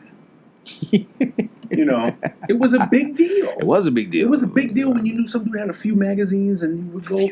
Now you can do just, anytime. It's like it's there all the time. It's like there's no like anticipation. So do you think that the giveaway of it hasn't reduced the market? I still hear that porn makes a lot of money. No, it hasn't reduced the market, but at the same time, there is no. What am I trying to say? There's no like. It's not special. It's not a. Yeah, but to you. But what about a 15-year-old kid? No, but you can access it anytime you want. Okay. You can get it anytime you want. You used to have to go get it. You used to have to make plans for it. You have to, hide it. You have to hide it in between here and something like that. And it was this subversive thing that you kind of like did. Now you can do it anytime you want. I put those porno pictures on my go-kart and got in trouble. Big time, man. She beat the shit out of me. Oh man, that was a public lashing I could have done without. But my own fault. I put porno pictures on the front of my go kart. We made these go karts racing down the street, and I had some chick's white girl spread eagle in the middle, spreading her joint open. I remember we tried to, when cable first came out, we didn't get cable, but we could connect to the channel and you could see like, the lines. You remember what it was called? We would wait. WHT. WHT, yes. You know what it stands for? No. Your father had it. That's why I remember. Wameco Home Theater. Dad had it. Wameco Home Theater, yeah. Wameco Home Theater. Dad had WHT. Well, he did, but then when you come home, you go UHF and 68. Right, and you just try it, and you can see like things between the lines. Yeah. And sometimes if you were lucky, you get some sounds. So sometimes you can hear it. So the porn was Nightcap. That was I remember WHT's porn was Nightcap. I don't remember that. And it only came on after 11. Right. It was like that's like what you said. It's special. It was special. Right, it was like special. You waited up. You waited. You waited like, for it. You prepped for it. You took a shower. You got you know, this was some special shit. You don't just. It was special. You don't just show up. You don't just like sit. I mean, how many times? I mean, if you know. Yeah. I'll say it. Like sometimes you're sitting on the train and the train is delayed. Like. Pick up your phone. I won't do that in public. Take a glance here and there. Well, it depends on where you're sitting. Take a glance and then you get rid of it and stuff. I've had a porn page on my. The reason why I won't ever do it, I had one where I pressed on a link and I was like, oh fuck, it's a porn page, and I closed the phone. Right. I later went to show some. A lady in Penn asked me for the schedule. I opened it up and it was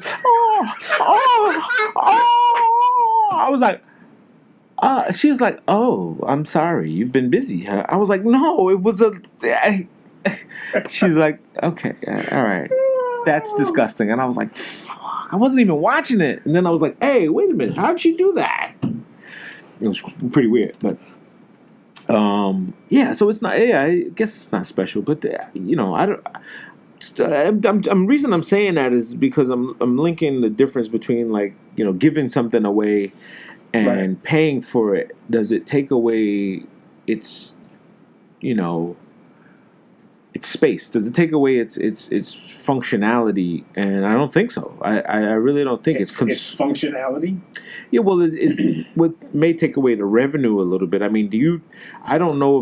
For the adult phones, probably not, because they're still right. I mean, they're extremely viable. I mean, But these are like Trump. These are like Trump supporters. You never know. You never meet one. You never meet a guy that says, "Oh yeah, I got a subscription to." Yeah. I got a subscription to. Yeah, you don't meet them. Yeah. Wait, where are they? They exist. Yeah. They have to be. It's $1 billion industry, and none of these are your friends. None of these are somebody that you know. Hey, Listen, if you have to thank porn and you have to thank video games. Yeah. For how things have progressed, because porn was one of the first industries that said, "Hey, everybody's gonna have these little things here at their desk. How do we get maybe we should like get our stuff out of these theaters and see if we can get our stuff into there and into that little box." Yeah, well, once it became private, it became easily portable. And video games just said, "Hey, we can like change like the perspective of things. Like nothing has to look. It doesn't have to look phony. It doesn't have to look. We can." I do like special graphics, and we can do all these things, and everything can be so the look of what you got and the availability of what you got increased because of those two. Yeah, for sure. The value of it increased, and they made. But I do. There is something to be said about a porn that has like it's a movie. There's a difference between like clips.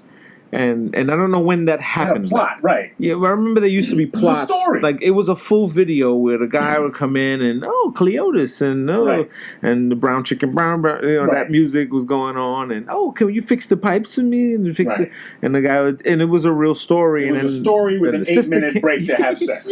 And then the sister came over, and she had a drama, and she went to the grocery store, and then while she was gone, these two guys, I mean, those were real Right. Old funky nappy hair pornos, those joints. Somebody decided, hey, why don't we just forget all that and just show successive clips right to the cum shot. Every once in a while, we'll see a 45-second. Hey, how are you? What are you doing? Boom, chicka boom, boom, boom, chicka boom, boom.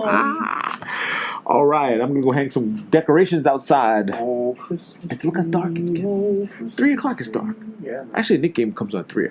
Oh, I got your thing you sent the tall man. Yes. Okay. Do that. I'll try it. Yeah. See what that looks like. Well, you want me to Photoshop him out? Well, I don't know however you do your magic. Just do it. But he wants to be. You can't. He was trying to like. What? He keeps saying that he went on the show and said that he wants to be called the Lizard. Or something. He went on like Jimmy Kimmel or something like that. The Lizard. You can't give yourself a nickname. I don't think so. I don't think you can give yourself a nickname. Yeah, you have somebody has to call you. It's not gonna be the unicorn. That's the unicorn's got to go. The unicorn's got to go. We're not calling you the unicorn, KP. It's not gonna happen. We can't call you what you want to call yourself. That's just no. I don't think so. And I wouldn't want to. I don't think he should want it. Shouldn't want that. All right, man. Episode 12. We had a great time. Hope you guys did too. We'll catch you on the next episode. Please. See ya. You're watching Two Bros Podcast on 13 Goes TV. Like, comment, share, subscribe, and tell your friends. See you next episode. Peace. I return for the masses who missed the way I blasted. Pissed because I'm racked, connected, collab shit. Biochemists in the lab shit.